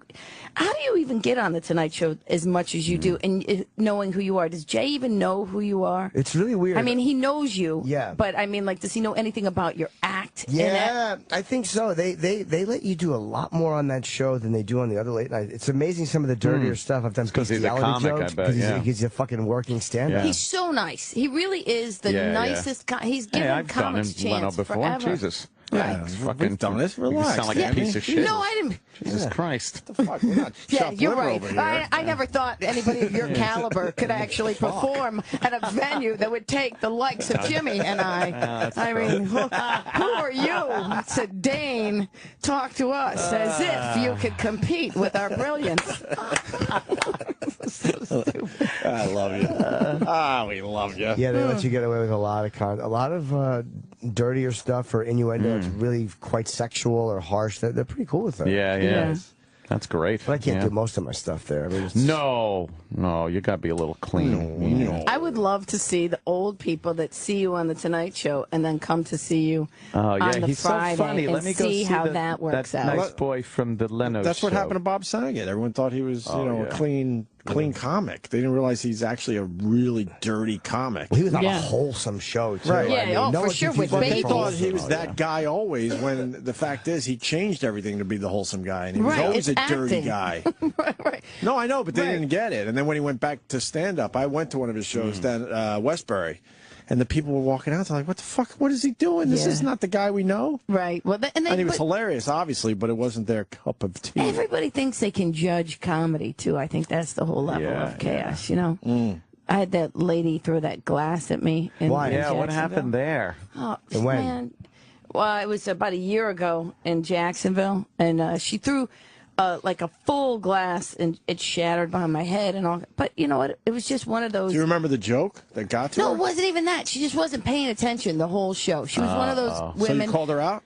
So I said to her, I said, "Man, what are you doing?" I go, "What are you reading a book on your Nook?" And she's like, shit. And she's like, "I'm watching porn." And I go, "Honey, I wasn't trying to fight with you." I said, "You're blonde," and I said, "You were reading a book." I was obviously trying to be your friend. Oh man, that's pretty good right there. But she just was, you know what it was? It's that when I see Monique, God bless her, she's a nice lady. I don't really know her that well. I met her a couple times. She's a funny comic, but she has an Academy Award, and she's working the Late Show Friday at a club. I would impale myself with the Academy Award in front of everybody. I can't deal with these people on the Late Show Friday anymore. Like, Wait, hold on. She called her out. Was she with a guy? She was a convicted prostitute, Jim. You probably know her. Oh, yeah, I love her. She was, she just was tired. Wait, what do you mean? Why would Jimmy know her? Oh, okay. No, because literal open. You got me with literal, something literal, but I'm thinking. That's a real Opie I'm moment. embarrassed. That's a Mayberry moment. But I was thinking, because you guys have done all the same clubs, No, you'd probably just- run into the same ass. Whatever. Well, now I'm the trying to truth defend is, myself. I'm an idiot. I Go think ahead. really she just didn't want to hear a woman. Like, she was one of those women that need the constant attention. Right, You know, she was getting up to go to the bathroom every 36 seconds to show off her outfit. And she just was tired So of you me. called her out, and then what did she do after you made your blonde joke? She just threw the glass at you? Then she said, no, then she said to me, Not today. no, yeah, she said, "Not today, motherfucker," and she punched me in the throat. No, then she said, you make fun of your husband and your jeans are cheap. And I was like, and I love him. Wait till you see what I do with you. And then I turned, and then she threw the glass right at me. Jesus. And that was it. Yeah. Because they threw her out, of course. No, they didn't. She just sat there. Like, the sense of entitlement of a white woman is beyond me. Like, wait, they didn't throw her out after breaking a glass? Oh, no. What had to happen at that point, I had done all these USO tours, and one of the groups from Iraq, you've done, those guys are loyal beyond when they see you over there. These boys were there. They jumped up to get her. The group of black women that I'd been hanging out with, I felt like, on stage, came up to get her. I stopped them, and then finally they came to get her. And then the cops arrested her, put her in the back of the car, and then the sergeant came and said, because it was Florida, and he said, we didn't see it happen, so, and you deserve it. No, he didn't say you deserve it. He said, aren't you, doesn't this happen to you all the time at your job? I'm like, no. That's like saying somebody threw a fucking punch at a cop. Hey, isn't that just part of being a cop? That happen all the time. So she didn't get arrested? Lazy cops. She didn't get arrested, and then it got picked up. The story, it was crazy. I wrote this long blog. It's just a long, stupid story, and the New York Times talked about it, and The View, and finally they called and said they were going to arrest her, but the district attorney said to me, he goes, that you should just be used. Were you drinking? And I said, does it matter if I was drinking? Yes, like, it does. Look out. I'm going to go on stage tonight with a bag of Skittles and a short skirt. Maybe I'll get raped and shot. Maybe would that be okay? How close did she get with the glass? It bounced off the brick and smashed me right in the head. Oh, it did hit you. And that's an absolute assault. Those lazy fucking cops in Jacksonville didn't want to arrest. That's all it is. Just laziness. Yeah, well, I think she was an informant, so the real cops wanted to, and then the sergeant came, and let her let her off. That was the craziness. Yeah, we got her some Italian girl from the north. Yeah, they didn't think anything of it, and it just I didn't even want anything crazy. They kept going, "Well, sue her. What am I going to get? Her dye job money? I mean, what am I going to get? I don't want that. Just make it so she can never come back. And if she's give an her informant, she'll probably end up with a fucking garrote around her neck. Yeah, she's dying of AIDS and chlamydia right now anyways. Why wouldn't the club throw her out? Because why would they, Jimmy? Why would they throw her out? I fucking hate She's a paid patron. Yeah. And they probably gave her free passes to come back the next time. Sorry that you had a rough time. The shit you guys got to deal with, it's got to be just insane after a while. Actually, that club did. That guy who owned it, once the owner came, the owner was there the next day. He was all on it. But I think the manager was a woman, and you can't ask a woman to do stuff like that. Ron Howard's coming in. I'll get out of here. No, move over. Okay. Move over one. It's like the couch. You don't have to move. Get to the couch. Come on, take a seat. Hey, Ron. How you doing, Ron? Surprise. It is a surprise. How are you, buddy? Very pleasant surprise. How are you? Good to see you again, man. Good to see you. That's Tammy Pescatelli, a funny comic. How are you? Nice to see you. I'm Jim, really good actor. He's a closer for sure. He constantly tries to sell himself and why to not? And why not? directors that come in here. You look thinner. You look good. I'm, you know what? I'm doing a movie called Heart of the Sea, which is a survival story, a true story, and all the actors are on a reduced diet. Now, I don't have to do this thing. Oh man! But somehow it gets a pretty good influence. It's with Chris Hemsworth. Everybody's very. What's the gist of this? It's actually based on the events that actually inspired Herman Melville to write Moby Dick. Oh wow! Which is a whale ship was sunk in 1820, and the survival story is the one that was a big story, of course, in its era, but nobody knows much about now, and it's a pretty remarkable adventure story. So what exactly is that? What are you eating? I'm just being a little healthier. I'm just being a little healthier. That's really just a little less of everything and a little more exercise. It gets addicting though when people start to notice it. It feels kind of good to hear like a nice compliment, and then you're like, yeah, I kind of want to keep going. Are you fishing for one, Jim? No, no, but I mean, obviously. Next step, anorexia and reverse. Body dysmorphia, hating yourself in the mirror. It's a nice rug, right? We didn't know we were getting Ron Howard today. No. You were in the building, I guess. I'm here today. Is that you filming outside? No, not at all. No. Oh yeah, there are people left. All the actors probably sit up straighter when they see him walk by. Tonight there's a screening, Project Imagination, 10 short films, and I've been sort of a part of this. This is the second season of this project. Canon sponsors it, and it's been it's been really a blast. And last year my daughter Bryce made a movie, and it was a situation where. The concept was people send in photographs for various dramatic categories, you know, a setting, character, and so forth. And then those would get winnowed down by the public. And then finally, I would select one photo for each category. And then, in this case, last year, Bryce had to go take her inspiration from that, make a movie. And she wound up, you know, it's sort of an academic experiment or a cool creative experiment. She wound up making a very personal, very interesting movie. She even got on the short list for the Oscars last year. They decided to do it this year, and this year they got 5 celebrity filmmakers, but people who are not known as directors or haven't directed very much yet. And then they also opened it up to the public. So tonight there are going to be 10 films. And not only is it Eva Longoria and Jamie Foxx and the other celebrities, but it's also five filmmakers who just took it upon themselves to look at the photographs, take some inspiration from that, make a movie. Hundreds and hundreds came in. Yeah, I saw the commercials that were running for Bryce and I were the judges on that. And we absolutely blown away by the creativity. And that's honestly what I really like about the whole project. Is it's terrific if Jamie Foxx gets to make a movie, but it's not surprising if it's cool. Right.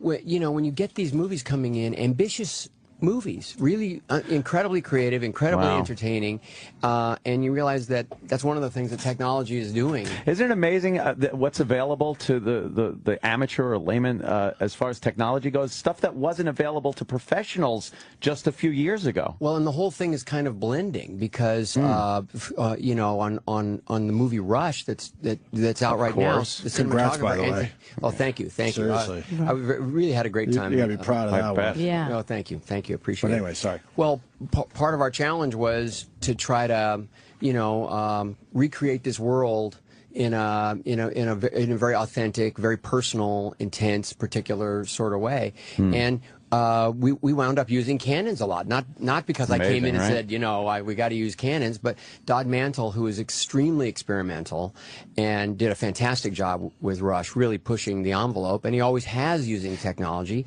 and among his tools, and a great solution for a lot of our problems turned out to be the Canon professional models, and so you know, it's the two worlds are kind of blending. No big Panaflex or. Not so much. Something like that. Not so much. It is amazing.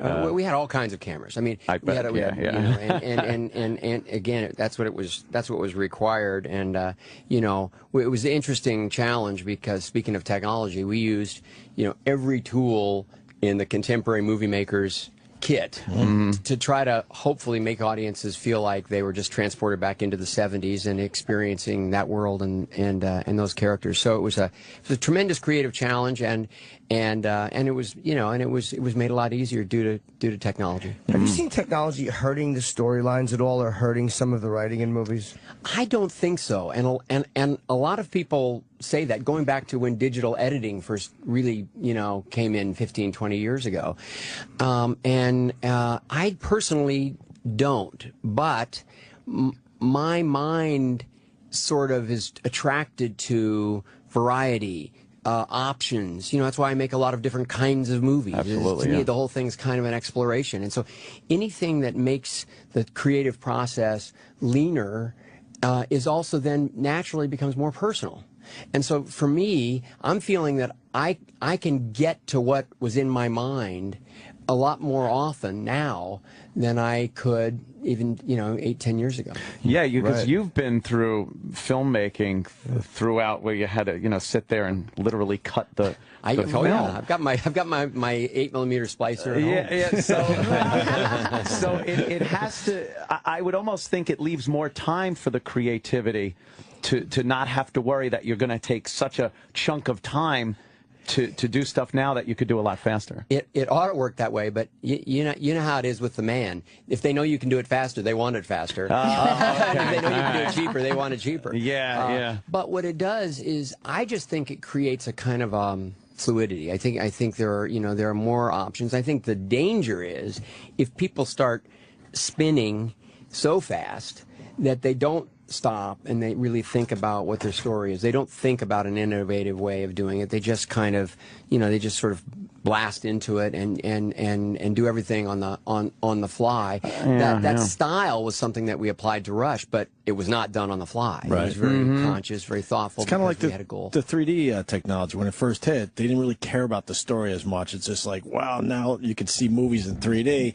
And finally, they're starting to realize, okay, people are over that. Now we still got to make an interesting film. Well, you know, I don't know, 5, maybe 7 years ago, Bob Zemeckis, a peer of mine and a friend, was a great innovator. You know, he did Who Framed Roger Rabbit, Forrest Gump, Back to the Future movies, you know, always pushing the envelope visually. But he gave a great quote, which he said, soon audiences are going to recognize that visually anything's possible. Right. And what's it going to mean? It's just going to bring everything back to story and character and what does it all add up to?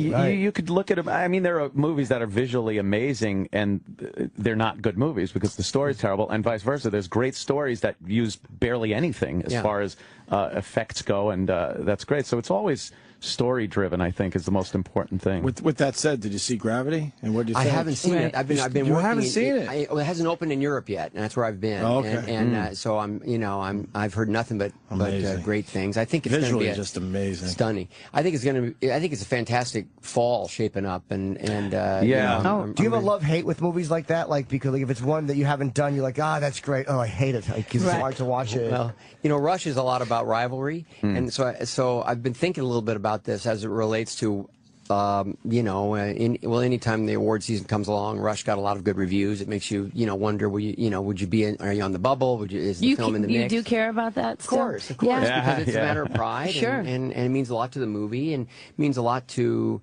the people. You know, in this case, the editors did stellar work. The cinematographer, fantastic work. Yeah. Hans Zimmer's score is remarkable. So there are a lot of categories. Daniel Bruhl, who played Niki Lauda, is just did amazing career level work. So you know, you're not only rooting for the movie, but you're rooting for those people as well. But of course, so you look at it and you see a great movie, and I'm still very much a fan. So I don't see it and start resenting it. It's the car ride home where I say, what does that person know that I don't know? Damn it! Howard, get with it. But you've worked with Tom Hanks, obviously. Yes. Did you see Captain Phillips? Captain Phillips is great. Really. I did see that. That opened. The end, what he pulls off in that. Examination. Don't give it away. Don't give anything away. I won't. I'm just saying it's Wilson amazing. Came back. All you have to know is, Tom Hanks is he makes it look kind of easy, but he's a dedicated artist and he's a great talent and a great guy to work with. But you know what a year. Broadway, Captain Phillips. You know, I mean, he's been given a lot of accolades, but he deserves everyone that comes his way. You've worked with him early in like Splash, and then later on in Apollo 13. What kind of difference did you notice at all in his acting or Well, I think at the beginning he really thought he was going to be a comedic actor. Right. And I think that's, he began in theater, and then he made his breakthroughs, in television and then movie comedies. And it had been about 10 or 11 years. We stayed friendly, and I certainly saw all of his movies, and I saw what was happening to him, his broadening, the kinds of roles he was tackling. But when I started directing him in Apollo 13, it was interesting because the moments in between the dialogue, the moments in between the scripted, intentional, planned ideas were suddenly rich and really alive. And to me, that's sort of when he was, and it was happened prior to Apollo 13, he had become a great, great screen actor. One of those guys that holds the screen because there's more going on than just what the writer wrote. Yeah. There's parts of when you watch him act that you can tell it's him. It's an odd thing. There's this sense of humor that he has. There's a scene in Apollo 13, as a matter of fact, when they're having that argument on board the ship, and then he has to talk on the radio, and he goes down real low, back in control. And that was so Tom Hanks. It was kind of a funny moment, and I thought that was really good brilliant. acting is supposed to be bringing you into the character, which is... Yeah, I wouldn't know. Isn't it really? I know, no, trust me. Well, it's we just know radio. Tom's also a good writer, and he's a good director, and so he's as all the great actors do.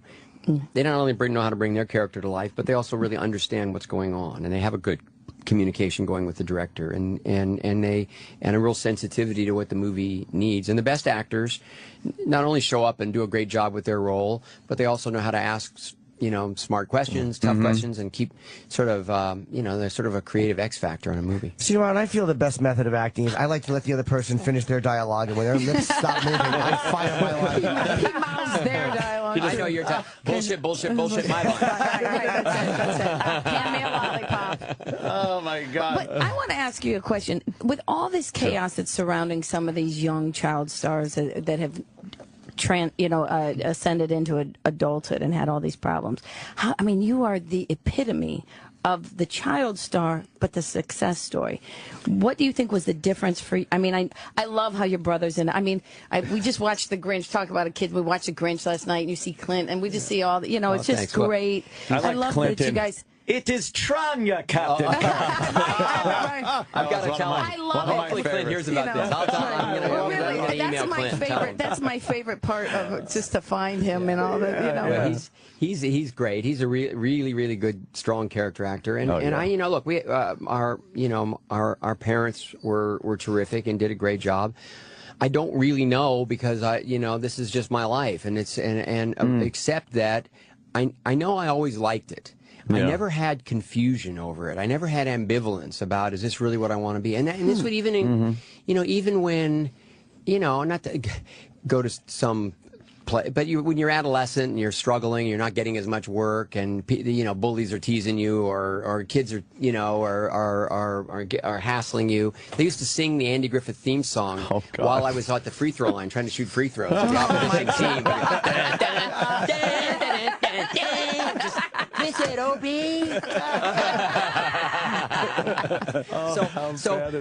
that stuff was never too great a trade-off. I mean, in other words, I loved going to work, and I loved being a part of this creative process, and and so I didn't have that ambivalence. I didn't struggle with that. Between the Andy Griffith Show and Happy Days was kind of not really. I mean, you were obviously working, but not as much as there's a period time when you reach a point where the child labor laws make it really impractical. Oh, wow. Because if you could get somebody who's over a certain age, now it's, I think, lowered a little bit to 16. There's kind of a margin, but it used to be 18. If you could get somebody who looks, say, 14 or 15, that is 18, they can work all hours, just like any adult. But the 15-year-old, 16, 17-year-old is still limited by child labor laws. Right. It's just a very practical issue, and it just naturally sort of crushes any momentum. Yeah, that shuts you out of roles, obviously. How are you feeling about TV these days? Because TV is getting a newfound respect as far as shows like Breaking Bad and you were great on great on Arrested Development. Yes, that was terrific. I love being a part of Arrested Development, and it's back to technology. Arrested Development never would have come back had it not been first the internet, then DVDs, then Netflix. I mean, without a question, television to me has sort of evolved into this. This. I mean, it's always been great work is great work, and it's always been there on TV. But I love what's happening there. As a filmmaker, it's I'm sure you see it's gotten a newfound respect where legitimate actors, let's say, are willing to do TV. Yeah. For one thing, they've shortened the schedule so that actors don't feel like they're signing their entire career away on some kind of a treadmill. Series. And writers as well. And also, again, back to technology. The television shows are able to operate on a reasonable enough budget and yet be a little more cinematic, a little more ambitious. And cable has allowed the freedom for them to be as authentic and true to life as movies. So we're no question we're in a whole entertainment, technology, social revolution, and there's some. It's exciting on a lot of levels. It's daunting on a lot of levels. It's upsetting the economy in certain ways, and so it's. I don't know if people in the middle of the Industrial Revolution or the Renaissance knew what was happening to them at the time, but in hindsight, but we're in it. Yeah, it's exciting. It's got to go. Oh man, Roland's freaking out. This was a nice surprise. We want to have Ron too. We want to plug P1. Am I saying that right? P110 goes live on Yahoo screen Yeah, P10, right. Oh, P10, okay. Project Imagination, spelled with Wow. N. Oh, that's great. What a dope I just sounded like. Letter number. You were blinded by how pretty she was. That's all. That's all. Thank you. Always fun to talk to you. Thank you so much. Thanks, Ron. Ron Howard, everyone. We're going to take a quick break. Stay there. The Opie and Anthony Show. The Opie and Anthony Show. On Sirius XM. Tammy. Yes, we kind of blew you off. Oh, blew you off. Tammy. What's the plug? Because we got John McEnroe coming in now. my Netflix special next Friday. Okay, Netflix next Friday, Tammy. Pescatelli. Hi, John. What's up? John. What's going on? How's it going? From McEnroe. Tammy, this is John. Nice to meet you. John McEnroe. How's it going? Do you remember when we did your TV show? I remember that. Remember that? I didn't have that many guests. That was fun.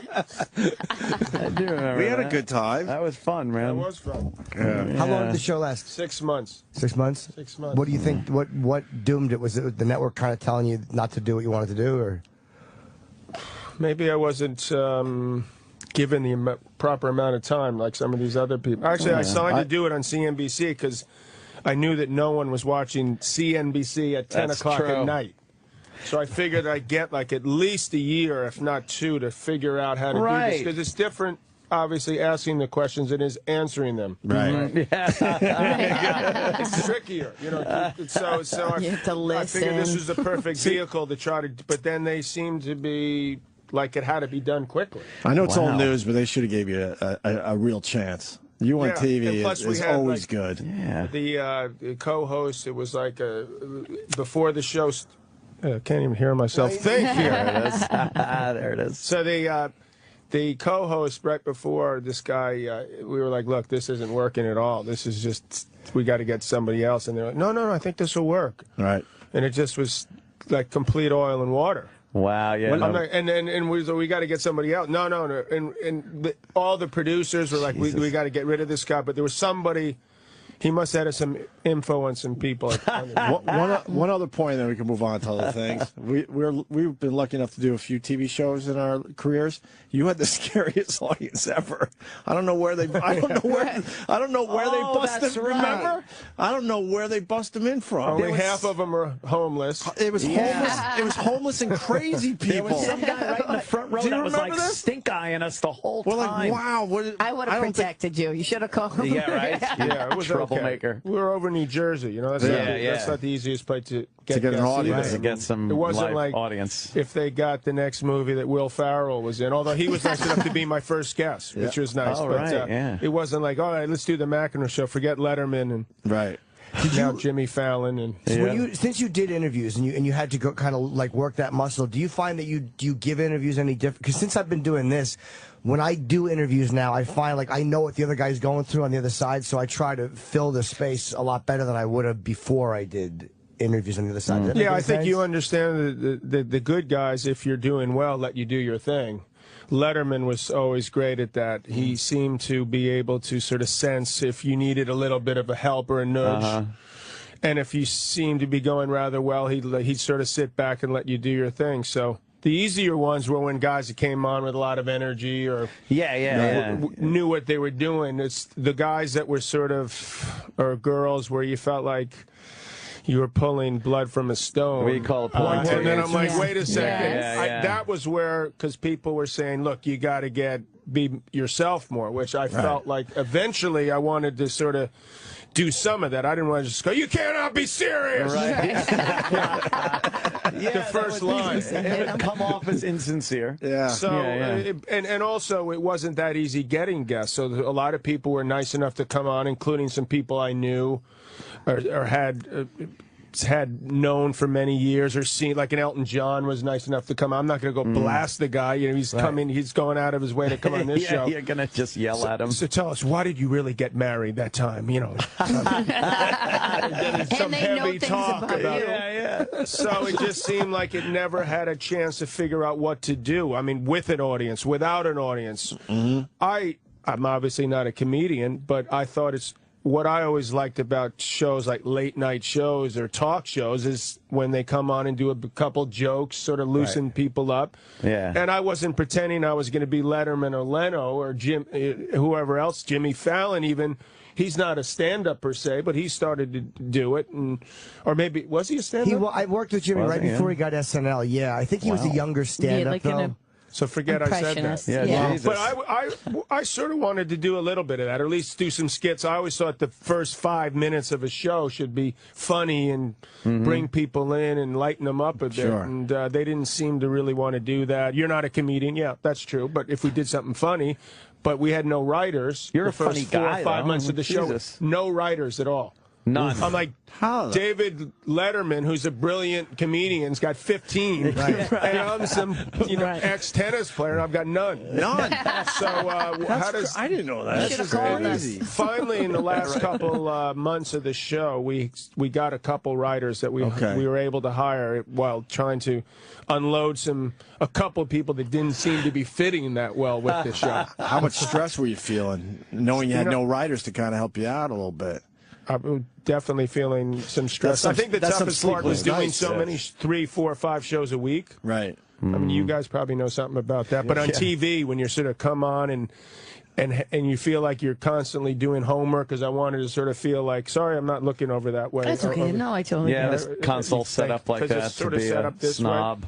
Yeah. It's a guy setup. I don't take that's right. I don't take it. I don't take it. She doesn't really matter. But it's tough to even sort of know a lot about. You want to feel like you want to ask something that not everyone has asked, and you feel like you're constantly doing homework. What was that I missed? I said that she doesn't really matter anyway. That's right. But I'm not going to go there. Sorry. You mean watching a movie just because that person's coming up, or reading a book just because they're coming up? Exactly. And if in some cases, it's good. But if a book stinks, there's nothing worse than plowing through a dog shit book. This was a really boring book. But well, we just make believe we didn't see the movie. A lot of times we're forced to see the movie or read the book, and if it stinks, we'll just make believe we didn't see the movie. Oh yeah, we're gonna catch it. Or if we don't like it, then we'll definitely bring up how bad the movie was. Have you done that? Oh God, yeah, because we do this every day. We kind of do things just to kind of entertain ourselves. Put someone in a tough spot in this room. Or you find the one good thing in the movie, like what the jackets. What a terrific job. Obsessed about the jackets. John, you're promoting Dove? Are you the new spokesperson? Well, I am the new spokesperson for the Dove campaign, Dove Men's Plus Care deodorant. Anti-irritation. So I sort of fit into that. If you can calm John McEnroe down. I get that. But actually, I mean, in some cases, it makes sense, and to me, this one does, because I'm part of Dove's a big sponsor of the marathon. Okay, so we're sort of focusing in. I did some online videos and commercials on to sort of promote after what happened last year, not even having the marathon. Yep.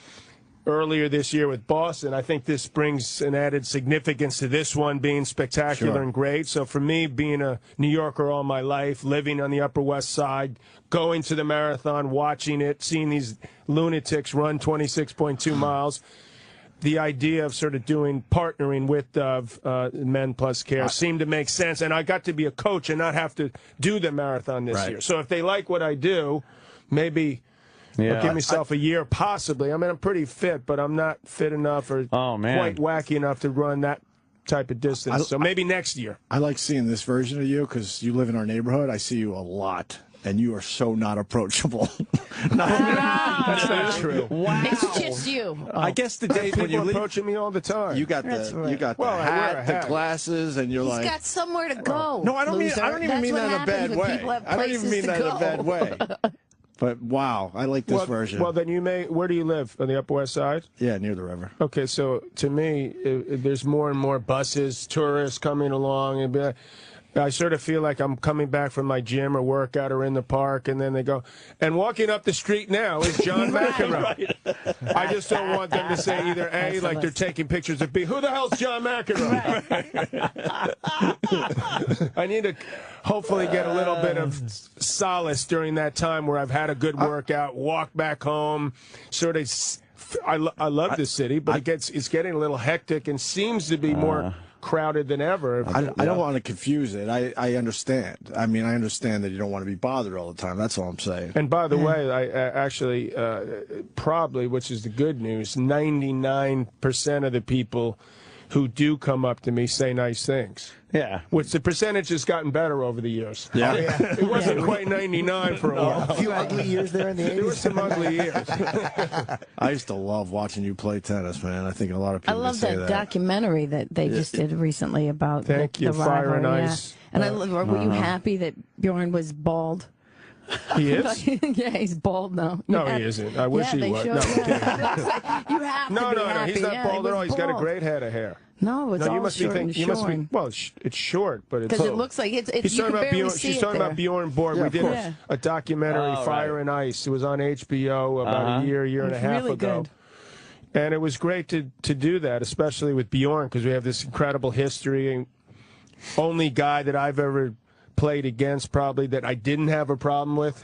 We didn't get into some type of fight on or off the court, so we had a lot of fun together on especially memorable matches. Off the court, we had a lot of fun. Great friends. So to be able to do this now, but he's got that sweet hair. I'm very envious of his hair. He could grow it long. Yeah, absolutely. Why did you have a problem with most of the guys you played? It's how you become a great athlete.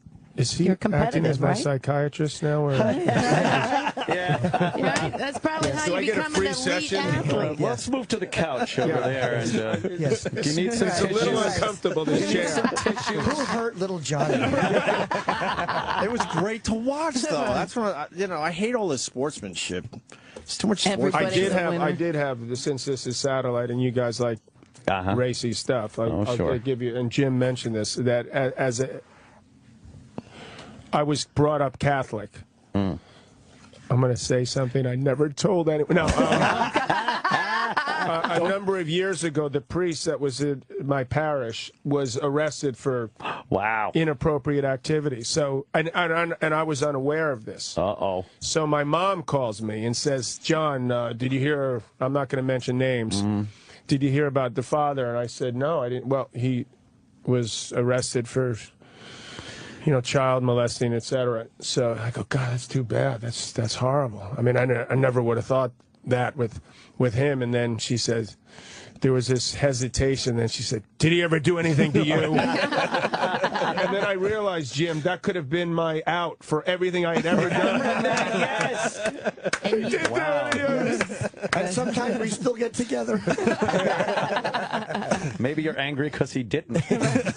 Yeah. Did you?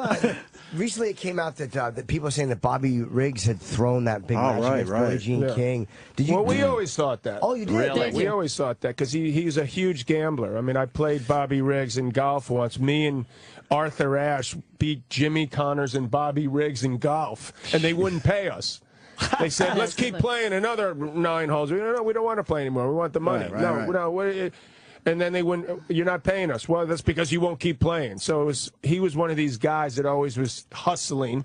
And he beat Margaret Court, who happened to be one of the top female players before he played Billie Jean King, badly.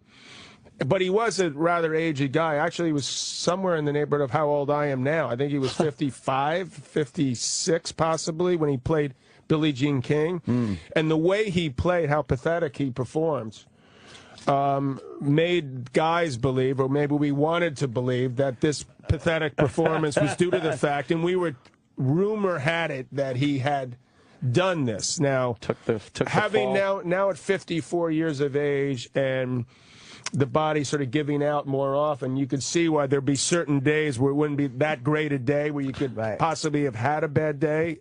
And I would say that it's a little bit harder to say definitively that did happen, although I'd like to check his bank account and see. But I think money down on her, yeah. Well, it turned out great for, I mean, obviously, girl sports. I mean, I have four girls and 2 boys. You raised them all, right? I did raise them all. You got not by myself. By Patty Smythe and I have been together for 19. Yeah, 6 kids. Wow. Two marriages. Yeah. Wow. So that is a loud dinner table. Wow. Yeah. Crazy. Because I had all the kids, I had full custody of the 3. I had with Tatum for a long time, the last 15 years. And so there was some definite energy flowing at the table. A lot of maybe possibly yelling and screaming a bit, but in a loving way. Right. Yeah. In a loving way, yeah. In a loving way.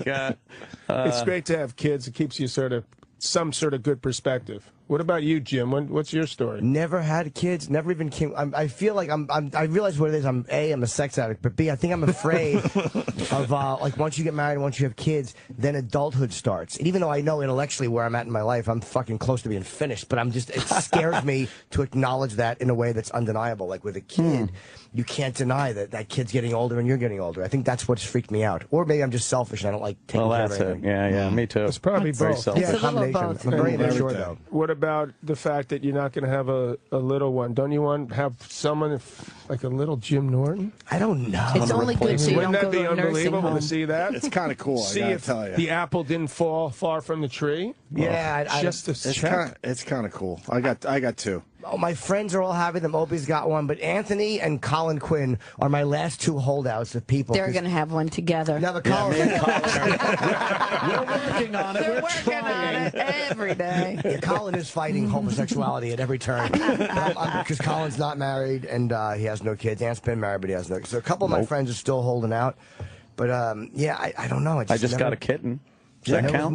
You prefer the hookers and strippers, right? You know what? Because I hear all your stories, and it just sounds like you've never been with a girl that hasn't at least stripped. From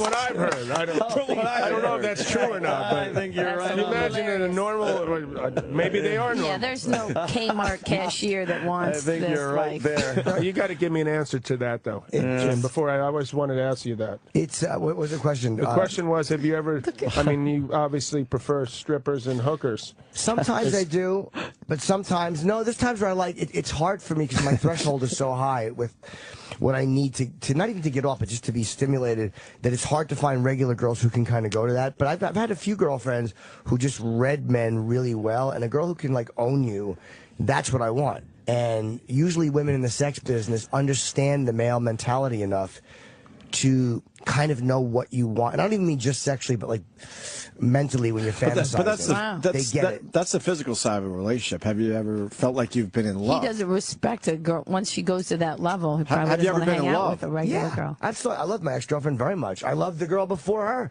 who was just a really nice girl and not a pervert. I loved both of them tremendously and truly, but my selfishness overrode my love. While you were loving them truly, were you out with strippers and hookers? Well, yeah, it's a funny point you raised, John. Not to get away from the topic. No, you're not wrong. This would have kept You could the use show some on the Dove air, John. You deodorant. had the wrong guest. You had the wrong It guest. doesn't irritate. Yeah, especially with things I was doing. irritation. Right. So when things get a little... I would have rubbed Dove deodorant on my Actually, mouth. it might have been more for your girlfriends, but this is, guy deodorant. Sorry. Well, yes, but I did do things I shouldn't have done, but I still love them. Because the way I looked at it is when I was drinking, I stole from my mother and my grandmother to drink, and I stole from my father to drink. And I love them. So it's like sometimes you cheat in a relationship, you still love the person, but just serving that other need becomes so much more. Doesn't mean it you don't almost love made them. sense. It almost That's the same rap he gave them before they left. Exactly. That's a great point. They found that inappropriate text. I'm like, let me explain it. Let me This goes way back. It's me showing my You got love to for give you. it a shot. Roll the dice. I'm a bit upset because when Shaq was promoting Dove, he gave his product, John McEnroe. Oh, man. I think there's product around for you guys. All right, okay. Wow. I want to make It's all sure. different. They do the Real Woman campaign for the women, right? Yeah. Like they have those pictures of those chicks that are just regular in their underwear. And This timing is good for me, though, because my wife recently started to say, hey, listen, maybe you should start wearing some deodorant. So, thankfully, Dove Men Plus Care. I mean, you have a strong scent. I love it, honey. But Did you not wear deodorant for years? there was a period of years where I didn't wear it. Yeah, I went all natural. What was that? Was there a thinking behind it, or did you not like what it did to you, or did you just not care about A combination of it, just not into it. People are getting stronger and stronger sense, and it didn't seem to be working as well. But I finally found the right anti-irritation, antiperspirant formula.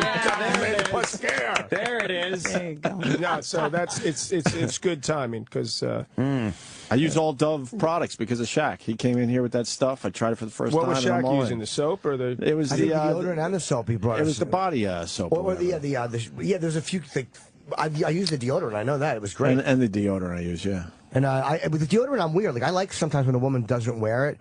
If the chemistry, but I do. John's laughing, of course. But if the chemistry is right, I love that. I don't want to. I told girls, I'll fucking throw the deodorant out if you bring it over my house. Wow, if it's not right, that's brutal. Yeah, but you don't want to be with a person like that anyway. That's got that foul, awful scent that you. That's nature just telling you like, don't reproduce. When they're barking. You're talking about a blubber below the barking. Moldy. Both. Yeah. Just somebody being, clean. Everybody knows, and you clean know when you important. stink. You want clean. Take a shower. I don't mind. I like clean.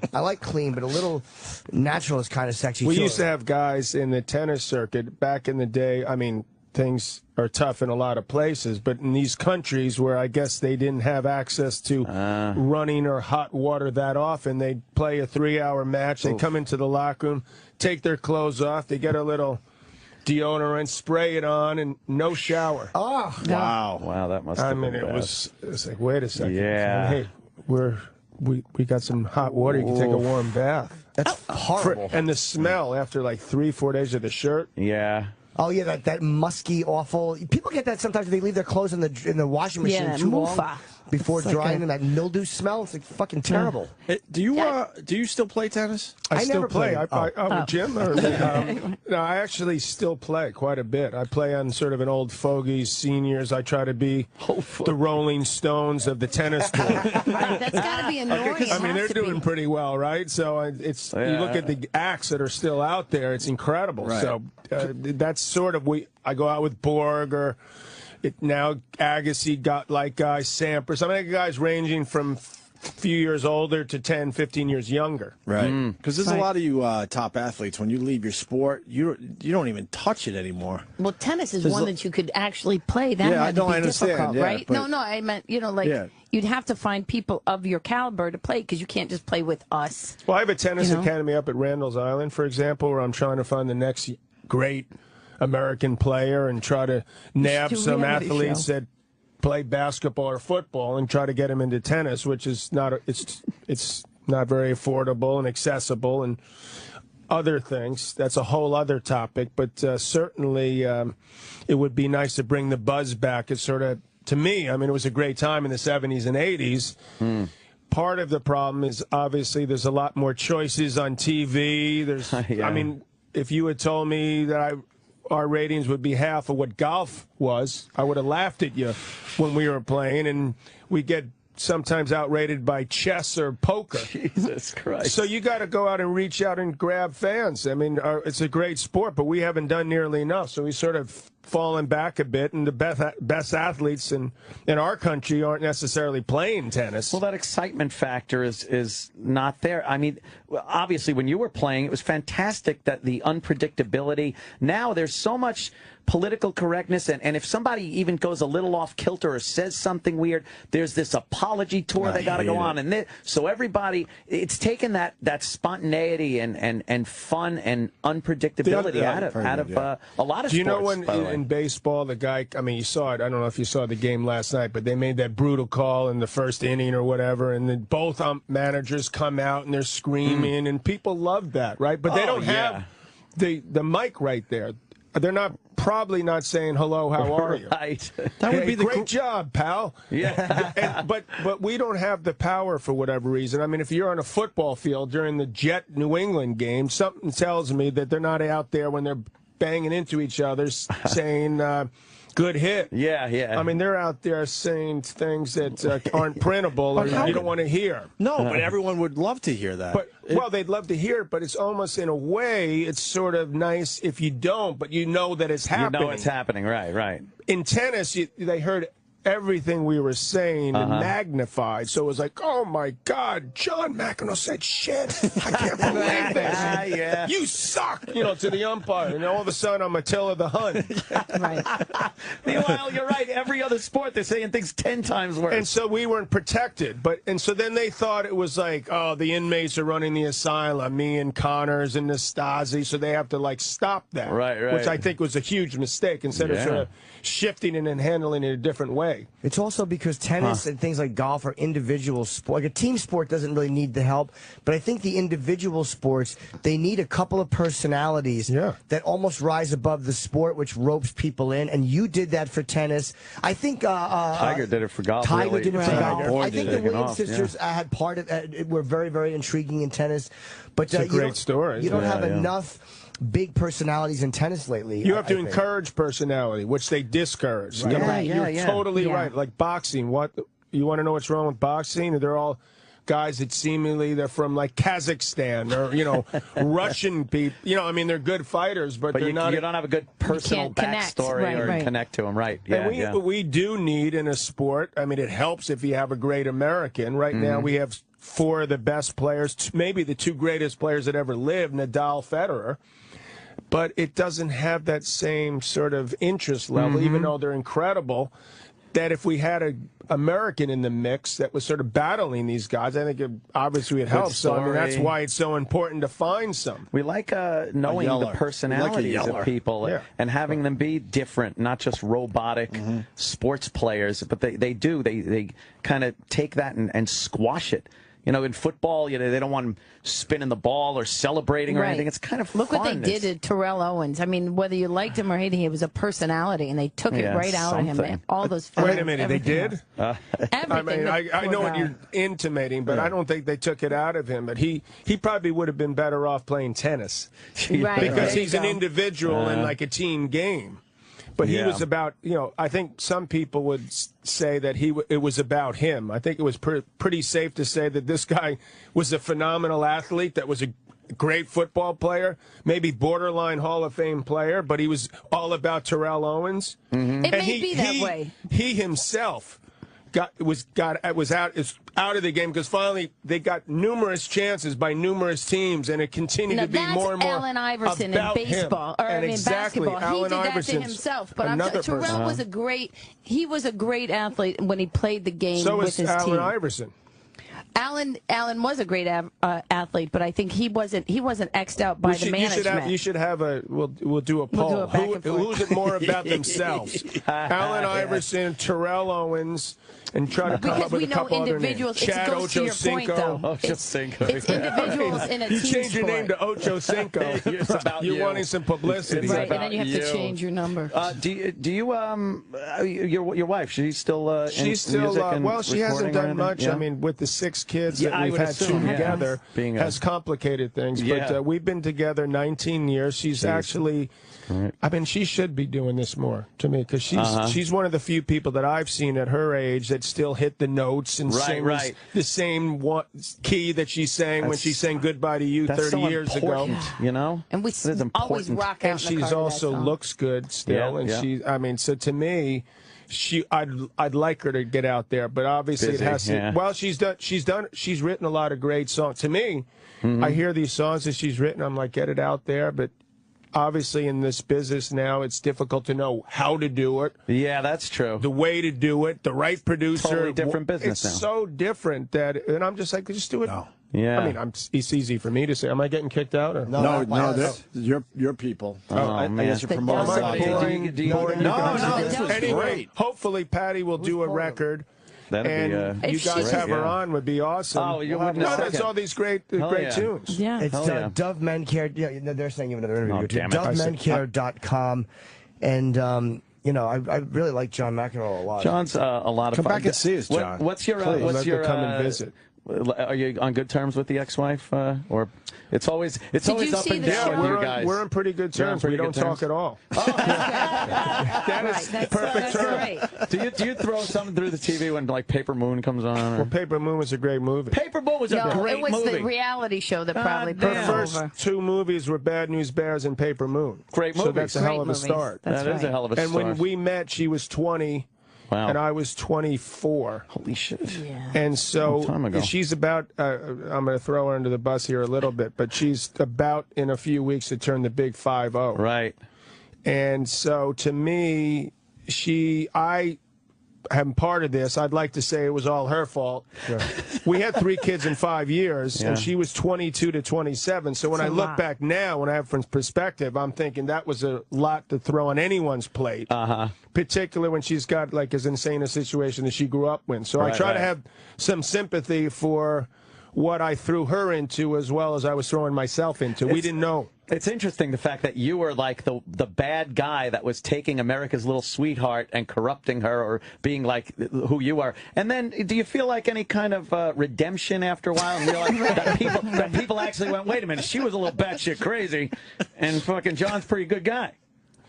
That wasn't a bad way to end it. He really has to go. Thanks so much for coming in. Good to see you guys. Take care. Tammy, where you at? We're out of here today. Awesome. Netflix next Damn it. next week. Is that what you mean? Yeah. You could play some kind of That's it. and then I'll pop in. Just play commercials. I'll pop in at some point. All right. I want a picture. See you guys tomorrow. Beating up the Rangers fan with his own shoe. Yeah, that's a very famous hockey clip. Oh, yeah. Milbury when he was playing I remember for the that Bruins. one, yep. He hates, to this day, I think, the Rangers. Kevin Connolly said he just threw that clip in over and over because he knew that wherever you throw it in, it's going to be a laugh. Yeah, of course. Kevin Connolly did a great job. He directed the 30 for 30. So. Oh, is that why he was here? He was here promoting that? Was he promoting that? Yeah. Did we try to get him on? Well, I think you guys passed on him. I interviewed him. I don't think. Did we pass on? I don't know if I would have passed on that one. Being an Islander fan. He might have been because he was in the I don't think afternoon, I too. don't think we passed on that one. To be honest with you, I think it was a timing issue. We would have had him on in a second. He's a hardcore Islander fan, born and raised on Long Island. So Yeah. And then in the end, it all came crumbling down, and he gets arrested, and he does 4 years in prison, and then he moves back to Ohio and starts a small business, and then he got caught there. Yeah, I guess apparently he was Mr. Fraud over there, too. And then had to do another 4 years, but they were very vague about that. I'm not sure if he did another 4 years in prison or it was probation or what. The only thing he messed up on with this whole thing was not telling us what he's doing today. Like, what is John Spano doing today? You interviewed him throughout the entire documentary. What is he doing today? Oh, they didn't do a little update? No. They should have had, the graphic, Yeah. with the music, and you freeze frame the guy and go, this is what he's doing now. You have. I even like that with fictional characters. I certainly want that with the real guy. You have to. That's. But besides that, it was well done. Gives you the whole history of the Islanders, where they came from, and how bad it got, and this guy trying to buy the team. That's how desperate they were, though. They're like, yeah, all right, yeah. If this guy wants the fucking team, give it to him. Fuck it. His spin on it was so stupid. At the end of the movie, he said, my dad said a lot of people, they have these dreams and they don't even try. Son, you tried. It was criminal. But he lied. He didn't try. He was a liar. Yeah, I want to be an ice skater. I can fool people. It's my dream. And instead of saying, I shouldn't have done this, he goes, if I had one more week, I would have pulled this off. He's thinking one more week, he would have figured out how to get that $17 million. How would he get $17 million? But then he would have to get another $17 million the next year. How you worry about that when it comes? Exactly. And then he's partying at the Garden City Hotel. That's a big famous spot out there on Long Island. A lot of the rich and famous go. Sure. When they're hanging out on Long Island, and a lot of the Islanders and the organization used to. I'm not sure if they still hang out there. I have no idea, but he would go there and party and get whores and stuff. Whores. He was sitting in the lounge just partying with Mike Milbury, and he goes, "Hey, I got some girls. They're going to do each other, and then they're going to do us." Wow. And he billed the team hundreds of thousands of dollars because he was flying around and partying. I was living the life. And he had no money. Right? He had no money. But at the end of the day, they said he was actually a good owner because when they did finally sell the team after they got it back from him, they sold the team for more than they were going to sell it to him. Wow. They made an extra $30 million. He increased the value. Yeah. He made an extra $30 million, the other guy, the old owner that was trying to sell it to Spano. All because he got that Gordon's Fisherman off the jersey. Right. That's stupid. Gordon's Fisherman. What was the old logo? Yeah. I don't remember. Oh, they they decided the Islanders went so bad, we got to change the logo, and we all hated it as fans. It was terrible. It looked like that's that. Look at that dumb. Oh, yuck. Now, wait, that was the original one? Or that's No. That was the 96 logo. It's that was like kind of fisherman mid-90s. with a hockey stick. Yeah. Doesn't make any sense. Well, if you live on Long Island, you fish, you know. Yeah, right? There's a fishing community here and there. But what's the old one? What's the other one? What's the one that the fans like? The one that they have now. Yeah, Is this went the original back one? to it. Yeah. Oh, yeah. They just went back that. You know. Okay. The old long. I really liked it a lot, and I don't think you have to be a hockey Sounds great. / sports fan to enjoy it. Where do you see it? ESPN. ESPN. Oh, okay. What's it, like an hour? Yeah, the 30 for 2 30. hours. Hour and a half. The 30 for 30 is great. The Sugar Ray Leonard No Moss one was great too. Oh my God, that was awesome. No Moss with Roberto Duran. Yeah, I didn't see that. And what I learned about that one, I didn't realize they fought for the third time. Did you know that? No, I knew it was two. I forgot. Sugar Ray Leonard and Roberto Duran had 2 amazing fights, and then after No Moss, you fast forward, I think it was 8 years, it might have been 9 years. 9 years later, they fought. And they were both over the hill. Duran was 38 at the time, and they considered him over the hill. And Sugar Ray Leonard was only 33, and they considered him over the hill already at 33 years old. For their third fight? For their third fight, which I believe Leonard won. But it was like no one really remembers that fight. It was almost like a throwaway. But go watch No Moss as well. That's great. I heard he's really heavy now, Duran. It didn't seem heavy in the 30 for 30. Was he shot recently? Yeah, maybe it lost must. weight. Yeah, I mean he's a lot heavier than when he was boxing, but I didn't look at him like he was a fat guy or anything like that. So he's claiming that he had cramps, and he had to drop a lot of weight. He refuses to tell anyone the truth because everyone's like, oh, that's bullshit. He had cramps. Well, he after he beat Sugar Ray Leonard, he went on a partying spree. Yeah. And gained a lot of weight. And the second fight was only, I didn't know this either, was only, because you forget, because nowadays they wait. They fought like 4 or 5 months later. I didn't know that. Yeah, I remember. After the first fight. So he had to drop a lot of weight quickly. And he's claiming because of that, he was, dehydrated pretty good, and he started cramping up. A little crampy. Yeah. I told my gym teacher I had cramps once. And he called me like a faggot and said only girls get cramps, because I didn't know about periods and girls getting their cramps when they have periods. And I thought because I had a stomach ache and my intestines were and I was kind of out. Sure. I said, "Oh, I can't do gym today. I have cramps." And he's like, "What are you, a faggot? Only girl to get cramps." The good old days. I love the fact that every older male called me a faggot. That you're a homosexual. It's adorable. Anyway. So that's what I did last night. I watched this fucking thing. I watched a different documentary. Yeah, it was the more tender side of Anthony. I watched that was called Sam, or Life According to Sam. That little kid with progeria. It was on HBO. Oh, it was terrible. I felt so bad. I know, I'm still going to be like, well, I'm just a normal kid. But it's like this woman, she's a doctor. She's married to a doctor, and they have this kid, and he's got progeria. There's only 250 progeria kids in the whole world. Do they know before you're born? No, I don't think they do. You sure? No, they figured it out.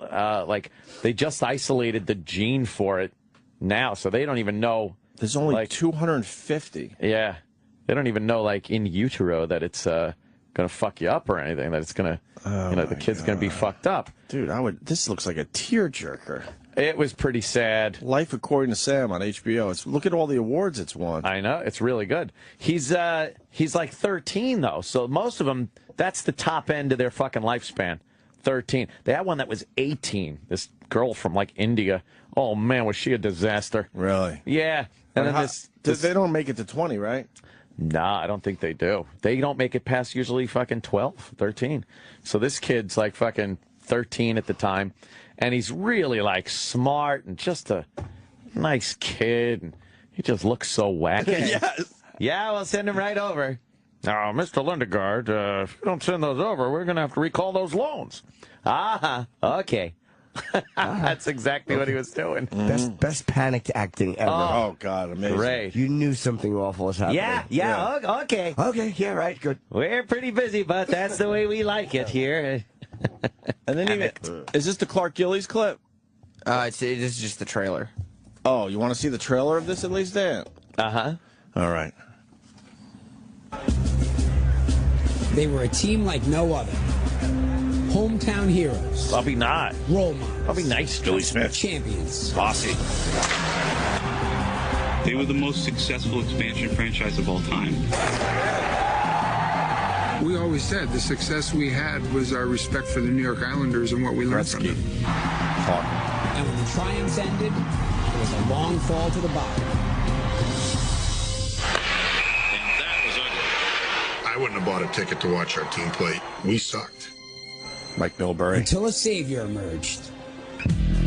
All of a sudden, here comes this white knight, John Spano, in to save the Islanders. There's been a commitment made here in Long Island by a fellow by the name of John Spano. Now he wants to turn the franchise around. I mean, it was our dream. Turn this thing around. Here's the next coming. This is the next Messiah of Long Island. He's coming in and he's going to take this franchise to the promised land. He would walk into a room and there'd be thousands of Islander fans screaming his name. Wow, the guy was great. But the guy wasn't who he said he was. And in the end, the dream came crashing down. He's being arrested. John Spano's failed attempt to buy the New York Islanders spiraled into federal court today, where the 33-year-old businessman was arraigned on fraud charges on Long Island. He committed mail fraud, he committed wire fraud, and he committed bank fraud. He jumped in with both feet and almost pulled off the American dream. He fooled lots and lots of people. Gary Bettman. He toyed with us on so many levels. It was all his attempt to be a big shot.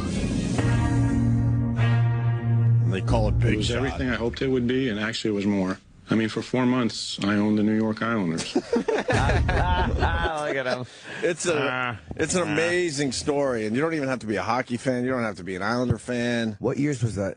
Like 96-ish. Do you remember him? Remember like? Oh, we all did. We were all excited because after the Islanders won those Stanley Cups, there was a lot of lean years, horrible years, and all of a sudden this guy came in, like they said, like a white knight to save the franchise, and he was a bust. He was a fraud basically in the end. A fraud. He only had a couple $100,000 to his name, and he bought a fucking hockey team. That's pretty amazing. Really? Because no one was doing their research or their background checks or nothing. He looked terrible for 33 too. Oh my God, he looked like he was 50. Awful. Yeah. So, so he was able to get the 80-85 from Fleet Bank in Boston. Oy. And then, the owner who was selling the team's like, all right, now you owe me another $85 million? He goes, all right, I'll give you 17. 17 over, a year for the next 5 years. And then he wires him $1,700 in a panic because he doesn't have it. Thinking that's gonna like buy him some time. $1,700. Because who would buy that? That's it. On that level where guys are like multi-millionaires / almost billionaires, if something like that happens, you're not going to think that the guy actually meant to wire you $1,700. Right. You got to assume right off the bat that's just some ridiculous banking error. But then he went and blamed an IRA bombing that he saw on the news. Yeah. On the delay of payment. Another delay of payment. Mike Milbury was so good on it. He was great. Well, Mike Milbury is a jerk. He called him an asshole. Jerk. And he's calling Spano an asshole and a jerk. Yeah. Mike Milbury's ornery. They kept showing the clips of Mike Milbury going into the stands and Gregorio! Antonio. It's the Opie and Anthony Show. Strap in, dicks. This one's gonna hurt. Double guns, bitch. But enough of this palaver. Let's get the show on the road. Good morning, everyone. Hi. Hello. Time for another radio show. Oh, my God. Yeah. We got a busy day, too. Very, very busy day. Ball. Kind of bummed. I thought you would have seen the John Spano thing by now. No, I heard about it. I want to discuss that so badly with you. Who's John Spano? I heard about He it. bought the Islanders even though he had no money. Literally had no money. I think they said he was worth maybe a couple $100,000, or maybe he had a couple $100,000 in the bank. And he had to come up with $165 million in cash to buy the team. This was back in the mid-'90s. Right. He was our big, great white hope. Oh, yeah. For us Islanders Apparently. fans. And the Islanders were sucking bad. And this guy comes rolling in from Texas, 32-year-old guy that looks like he was 50 at the time, horseshoe bald, basically giving everyone a lot of hope that he's going to turn around the Islanders, keep them on Long Island, get a new arena, get rid of that stupid Islanders logo, the old one. Well, not the old one, the in-between one, I guess I should say, because then they went back to the old one. And then everything slowly but surely started falling apart on this guy. He needed to come up with $165 million. He was able to get a loan from a bank in Boston, Fleet Bank, for $80 or $85 million?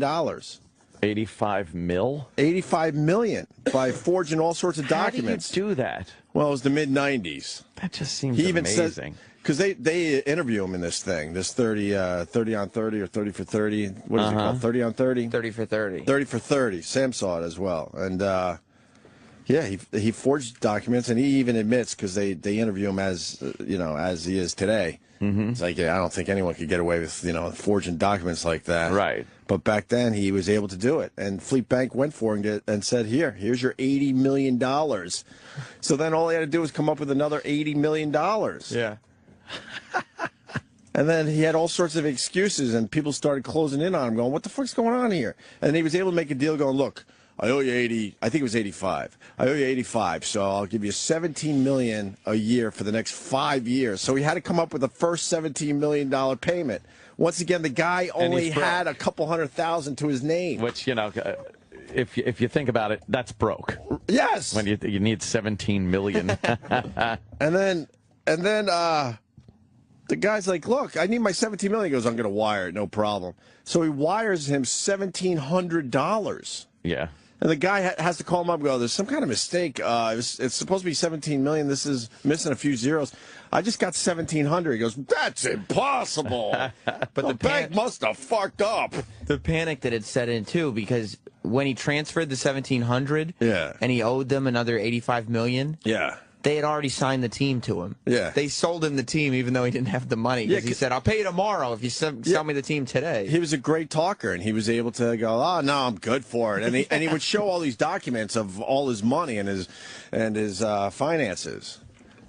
That it was tied up here in the Cayman Islands. It was tied up in England. It was this and that. But he had numbers that he was showing people. He was pulling a Jerry Lundegaard. Yes. That's exactly what he was doing. Yes. Oh, we'll get those numbers to you. Oh. Island, New York, the Y is a hockey stick, and the Islanders across the ball. Oh, I like the fisherman. I think he's fun. You like the fisherman? I think it's fun. But it's like a horrible, it's terrible drawing, and just, it's very complicated It looking. really is. You don't even really know what it is. It's a big blue blob at first. Exactly. You got to look. Is it a mountain? Oh, he's having fun. What is it?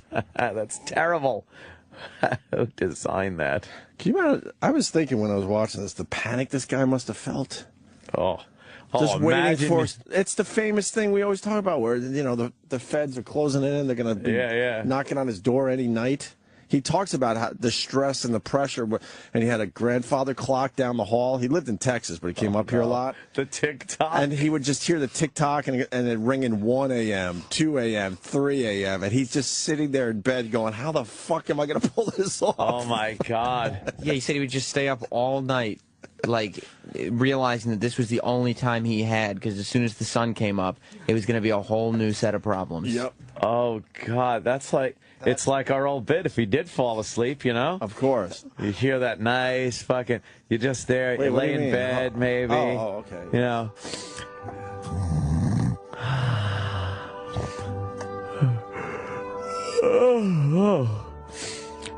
Oh, I finally got some sleep. Oh, my God. That was nice. Oh, I haven't slept well in a long time. Oh, what time is it? Oh, 7 a.m. Oh, God. What am I going to do today? I think I have something to do. Oh, my God, I got I come up with $17 million? Oh, my God. I'm a complete fraud. Oh, my God. I think we can get him on the show, too, by the way. Yeah. John Spano? Yeah, I think he's talking. He's talking. He's chacking. He is talking. He wanted to be a big shot. That's why this thing's called Big Shot. Didn't you? And he was a Texas guy. He kind of hung out with Staubach a little bit. Did he? A little bit. Or used his company. There was some kind of connection to Staubach. I'm sure it was some kind of fucking ruse. Jerry Jones would invite him to watch the Cowboys games in the box. So he was an up and coming businessman. He had a small business in Dallas. He did okay, but he wasn't worth even $1 million. He wanted to skip all that building the business up to the point. Just skip over that and go right to the top. And I didn't know this until I watched this. He went for 2 other teams before the Islanders. Really? He went for the Dallas North Stars, and then he went for the Florida Panthers. What happened? They asked to see a bank statement, and it all fell apart. Yeah, right? Well, the Dallas North Stars is a really funny one because they're getting together to make this deal. Like, they're just starting to talk, and they go to lunch.